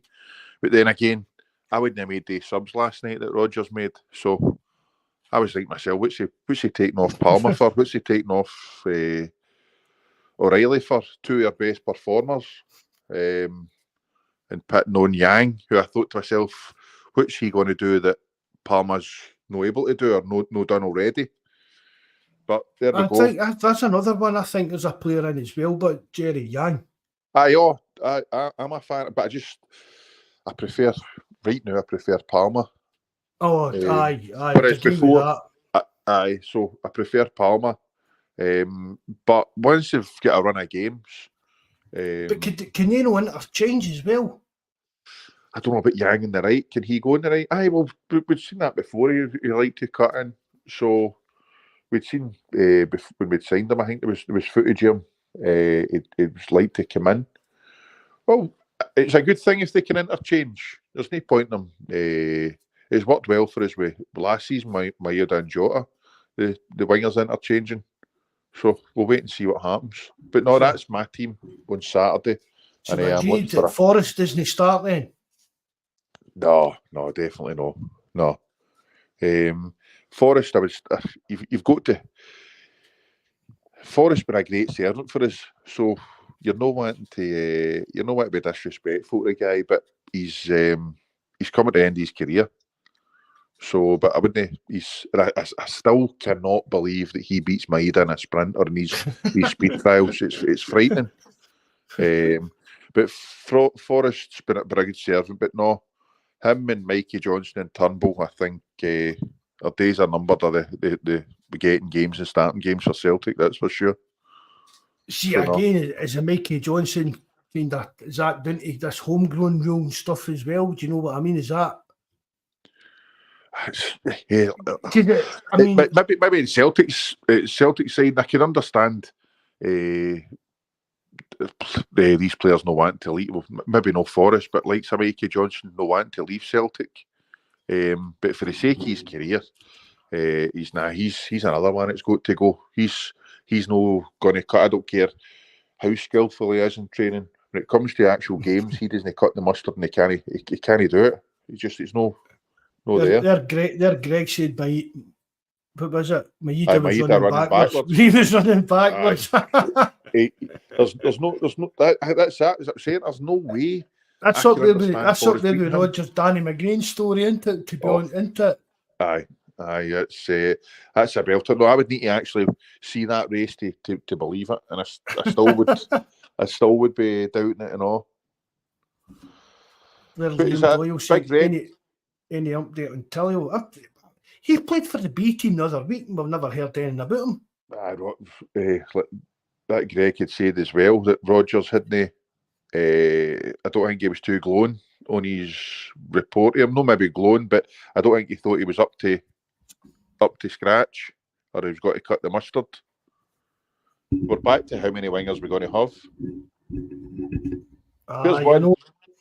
Big Red says that the Anoni on and off was actually coined by Gorbo's boy and Motherwell manager Owen Coyle.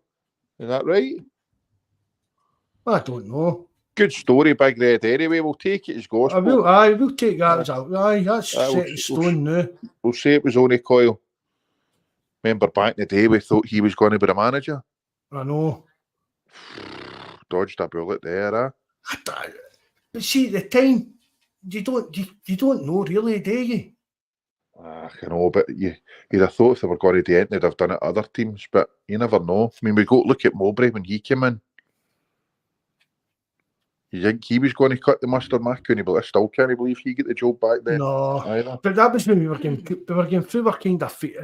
I mean, it's like the Ibrox mob. They've been through their phase of you need it to have played for them to kind of understand the club and all this pattern. That do you know what I mean? It's never cut them. It's never washed. I know, understand, but no. It does work. I mean, it's worked for them and it's worked for us, but. I think at this moment in time, I think we're kind of lucky that Brendan Rodgers, right? We can say what we want about the way he's left. We're not getting back into that, but we know that Celtic is kind of in his heart. Aye. Do you know what I mean? And that's if he was a Celtic fan, he would be here. No, that's exactly it. So I think we're kind of lucky on that kind of scope. But see, when Rodgers does decide to go again, we'd look outside that box again, like we've done with Ange, like we've done with Ronnie. Do you know what I mean? And look outside that box. And if they're a Celtic supporter or any kind of affection to the club, fair enough, but it shouldn't be a prerequisite to being our manager. Bring back Ronnie. I love Ronnie, man. Still to this day. We're hoping Rodgers is here for at least another 2 or 3 years. Aye. You know what I mean? Hoping for that at least. I mean, let's just before we shut up short for the night. That look, let's talk about like long term. I mean, right. Europe, it's going to be a wee bit of a struggle now. You've got progression in Europe this year. This year. Couple of signings in January, and then come next summer. I mean, see in January, I honestly don't want us to go out because it's hard to go and buy. It's a shady window, isn't it? It's hard to buy good quality in January. So see the January window, then maybe look at if we need any more kind of young, as long as we can get guys out the door, obviously as well, because we've got a very bloated squad. But if there are any young players that we can snap up, but see next summer, it's got to be players that can come in and have an impact on the team right away and take it to the next level. I agree with you. The January window's a kind of shit window. I said this before, and somebody lined off players we'd signed in January. But I still think it's a poor window, a poor time to try and get players. It's always. But I bet it was teams in Japan in that. So their season's ended, but that's their season's ended, mind. Sometimes it's a panic buy in January. It's like when we got, did Tatay come in the January window? No, was it Maeda? Was it no? Was it Maeda? But I had this argument with somebody a couple of weeks ago, and they were going about the same quote. But their season's finished then. There's a difference between going to these countries at season's finished. Getting a player for Europe. And going to places like in England or that and looking for any players. you're wanting the one thing I was happy about when Ange was there. We got all our players in early. You're wanting all your players in early at the start of pre-season. Jerry, we didn't. Honestly, we didn't. We're there for the start of the pre-season. Somebody put this on the forum the other day.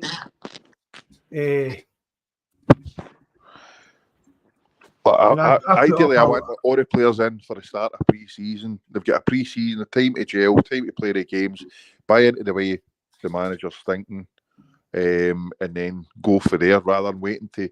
Remember, was it O'Neill who used to sign players in the freaking 2 or 3 players in the last day of the transfer window? Aye. That's no for me. I want them in as early as possible to try and get them bedded in, playing the games, and then league starts and we're doing something. Then hopefully we're winning the league this season. You're into that new Champions League setup. Right, there it's there, right. You're looking to do something. Oh, sorry to interrupt you there. I just found the post here, right? Abada was signed on the 14th of July. Kyogo was the 16th. Starfelt was the 21st. Hart and Gene McCarthy both signed in August the 3rd. Juranovic was the 24th. Abada and Kyogo were the only 2 signings made before we started our season on July the 20th against FC Midtjylland. There was other signings there as well, but the only one, do you know what I mean? So that's I was under the impression, mate, we are Giacomakis, Carter, Vickers and Jota were all signed on the last day of Ange's first window. Aye, I thought they were all. I knew Giacomakis was right at the end. Aye. But I thought the rest of them were all in right early. No, I looked up the other day because somebody put that, and I looked up the other day and put it on the forum. You know what I mean? So Giacomakis, Carter, Vickers and Jota were all signed the last day of Ange's first window, and all the rest of them. So only, as I said, Abada and Kyogo were only 2 signings made before we started the season against FC Midtjylland, and that was a European qualifier, wasn't it? Yep. But off the top of my head, I'd have said the exact same thing as that, Jerry, because everybody was saying that. But I think that was more in the January window, wasn't it? Because we even announced, was it Maeda and somebody announced even before the window opened. But that's that. Maybe actually announced him in December. The 1st of January open. Evening Shell Tick 67. Thanks very much for coming in. Nice to see you again. Not seen you in for a while.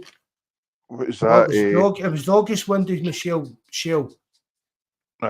JFP's banging the drum for Shankland. Oh.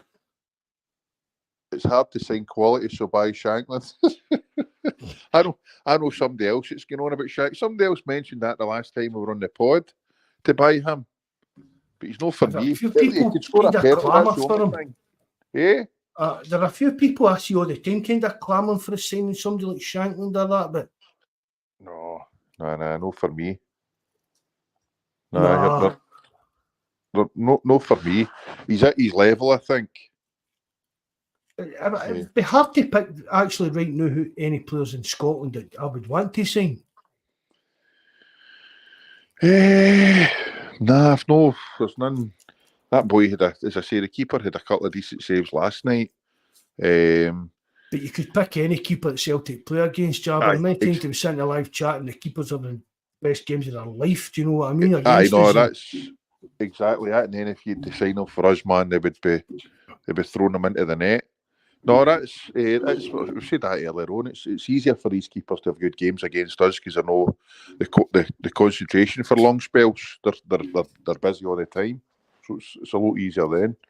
But we could be doing a striker in the start of January and see what happens for there.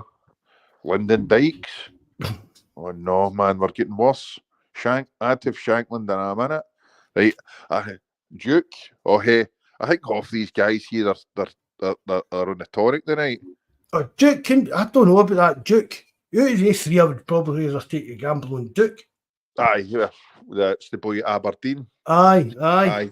He had a bit about him at the start of the season. But as I say, it's all buts and maybes. But I don't know if there's any really in Scotland that I would go for. The only one I would have took was Butland after them. Probably. Aye. So mean, it's like I'd like that wee Australian, that wee Cammy Devlin at Hearts. Devil. Aye, I know, but I didn't to that last game. Aye. That last game, man, he pure let himself down because I gave him his due. He swaggered about being a wee hard man, but he was batting up his tackling and that. But that last game, he's turned in. Obviously, Naismith said a word in his ear. And if you just try and be a wee sneaky wee fanny if you want to be, kind of thing. But there's not really any kind of standout players in Scotland now that I would actually like, even as to say, would take him as a kind of project or anything. Aye, well, if I know it's a long time away this summer, but if Rodgers doesn't get back to that with the quality signings he wants, I don't know what was the reason for him coming here, because he doesn't need the dough. So you'd be thinking that it's to get us in this new revamped Champions League and do well in it. I think as well that it's just there's obviously players that Celtic tried to sign during the summer that didn't work for whatever reason. Obviously, the wages. I mean, they spoke to that Tete, whatever how you pronounce it, the keeper that went out to Turkey and stuff like that. There was talks, do you know what I mean? But money talks. So if the intentions there, you can't fault the club, if you know what I mean. You can't fault the board or Peter Lawler that if signings don't get over the line. But what they need to do is start doing their business again quicker. Like what we're saying about under Ange. I mean, it wasn't as quick as a lot of people remember it. It's a bit of that kind of Mandela effect, but there was still a lot of work done early on in the window. And you've got to get back to that, so that, and there's got to be a point where you say, right, if he's we need a decision for your player. Say at our age, we need a decision for you and the player by this date, and if you don't, we're off, we're moving on. Aye. And if you don't get a better offer, don't come crawling back to us. We're off, we're away. Aye, I mean, that keeper, it took him forever to get his move. I know that he obviously wanted the team he was playing with there, the European games done, but it seemed to take him forever to go to Turkey. Surely the Turks can't be offering more than a weekly wage than us. The biggest teams out there can. Aye. It's frightening, isn't it? But even at that, again, he's a young player. See if he came out here, and again, if he paid him a wee bit over the odds, seen a few years' time, we'd either have one of the best young keepers in Europe, or would sell him and make a heavy profit. Now, that's what I keep saying. Why not push the boat out for these players that you know they're going to come in and improve, and if they don't improve, you'll still get the same kind of money back for them, or they'll stay with you. Do you get what I mean? No, I know. I agree entirely. We're fortunate that so far, Big Joe's having a right good season. Well, a decent season, should I say? It's kind of funny about the confidence back. He was ropey. Towards the end of last season, and maybe the beginning of this season he wasn't. But he seems to be getting back to. He's good enough to know he'll do. You know what I mean? He'll all been for the games we've got left in Europe for the rest of the league. He'll do. But as I say, long term, I've got to agree with Celtic says left back, striker, and a goalkeeper, 100%. I couldn't disagree with that, and see where it takes us. And hopefully we can keep the likes of O'Reilly, Vickers at the club and see what happens for there. And we don't break it up as we normally do. That's the big concern, isn't it? Aye, we don't get to keep teams or players long enough. But even that, we're talking about Rodgers, right? And saying he signed at least a 3-year deal. Yep. I'd like to think that he's had a word with players, like Matt O'Reilly and the other players that have signed contract extensions. I've had a word and said, look, I've got a 3-year contract. Stick with me. I'm not going anywhere. Don't worry. Right, I'm sticking by this. Because see if he did leave, that would be him finished forever with Celtic fans. Because he said in his first press conference, I'm here for 3 years. Yep. So tell the players that. Do you know what I mean? And hopefully they'll be willing to stick about. And I mean, Matt Riley's only going to be 26, 27 by the time Rodgers is ready. If he goes, do you know what I mean? Get them to buy into it and see how far we can go. Definitely. JSP's been serious about this Shankland. I'll need to take his word for it, man. He was absolutely spot on about Juranovic when he came in. I'll not forget he was once going on about how good a player that he could possibly be before I think Maesties had heard of him, and he turned out and not too bad. He done all right. So, would you take Shankland? Would you not go after your chump if they signed him in January? I wouldn't be impressed. I wouldn't be impressed with it, really, would you? No. But I can see a few of them are going on about him. And I dare say the Huns probably will make an offer for him to go. But really, Shankland, is that the level of our ambition?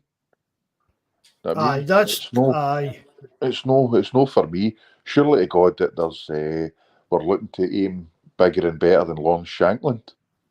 I mean, where's he going to fit into the squad? Is he going to take care of O to become like the main backup to Kyogo? I'm hoping that we're looking slightly higher than him at least. Casting the net a bit wider. Look at us. If Rangers get Shankland, we could be in trouble. The lunatics have taken our asylum, in my opinion. No, that's how. We need what about the other 10 or 9 or 10 players? So they've just bought that Dressers and whatever it is, Lammers or whatever he's called, and they're going to go they're not even, that Clement doesn't even do any scouting or nothing. They've not even got a recruitment department in place over there.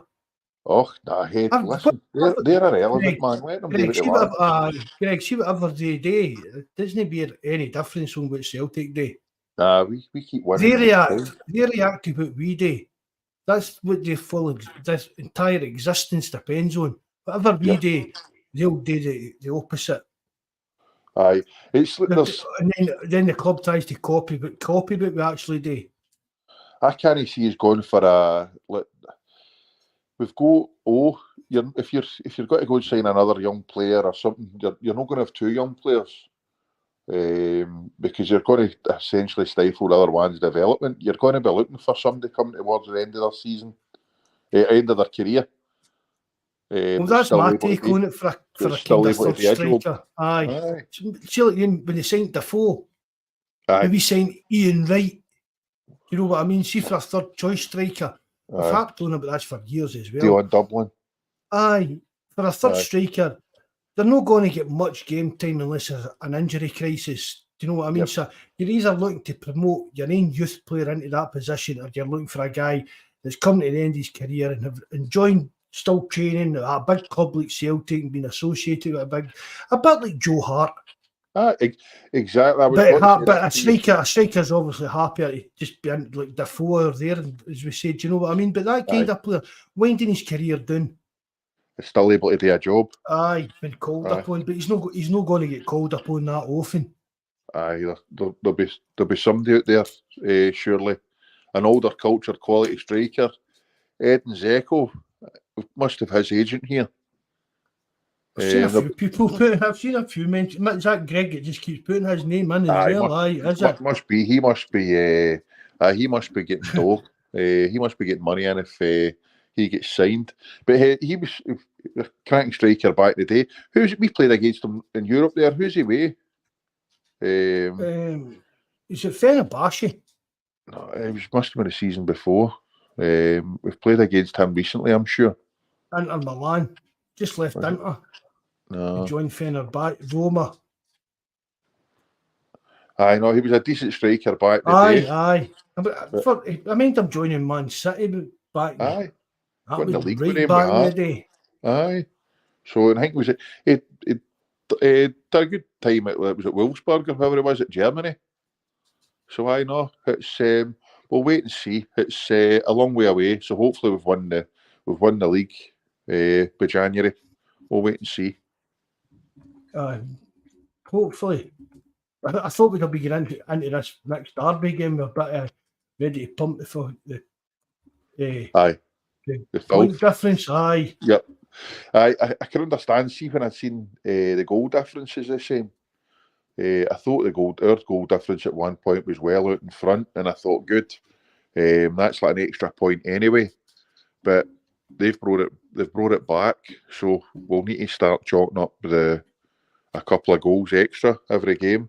I can understand Big Red saying that last season he was the best Scottish striker in the league. It's definitely Shankland. You tell me. I'm not disagreeing with that, but it's just the fact that he's no my cup of tea. Well, he's no my cup of tea. As long as you put the ball in the net, he's going to get more chances. Obviously playing at Celtic, but in order for us to progress, I think it's we should be even higher than that. But just because he's the best Scottish striker in the league, how many goals did he score? Where is he in the scoring charts? No idea, but they're JFP ripping it into me. He's away at his bedtime, away for Campsie Boy to learn me pure dead English. Good night and God bless. All the best, JFP. Aye, good night, John. Night, take care, mate. Drop us an email, John, if you're available for Sunday night, bud. I need to get more of them on this podcast. The JFP's come up with some cracking points. But I couldn't tell you where Shankland is in the league. I know he's I don't know how many he's scored. He scored a couple anyway. Took his goal well against us, scored the penalty and all. So he's done. He's not too bad. Just thought I had it there, man. I don't even know what age is he? Cookies and stuff like that. Oh, what age Shankland? 28. Aye, 28. He's right in his prime now. Let him go to Ibrox, man. I don't hold any fear of it. Nah, another Billy Dodge. Kenny Muller. Aye, let him go. Right, we'll wind that up, Jerry, man. That went on for longer than I expected. No bother, it's been emotional, and thanks everybody for listening. Aye, definitely. Thanks everybody that tunes in live. Back on Sunday. Hopefully, Jerry, you're available, aye? Aye, I'll be there, mate, no worries. Good man, thanks a lot, Jerry, for backing up, man. Coming on all the time in that. Okay, guys. Right, on you go, Jerry, you finish. All the best, cheers, guys. Right, bye-bye. Right, good night, Jerry. Night. Bye. Right, that's us, lads. Thanks very much for everybody that joins us in live. Everybody in live chat's been flying tonight. Thanks a lot. All you just blaring away. That's brilliant. That's what we want. Remember, if you hit the like button, and if you're not subscribed, please do it. And if you know how to leave a comment, hail, lads. Good night and God bless.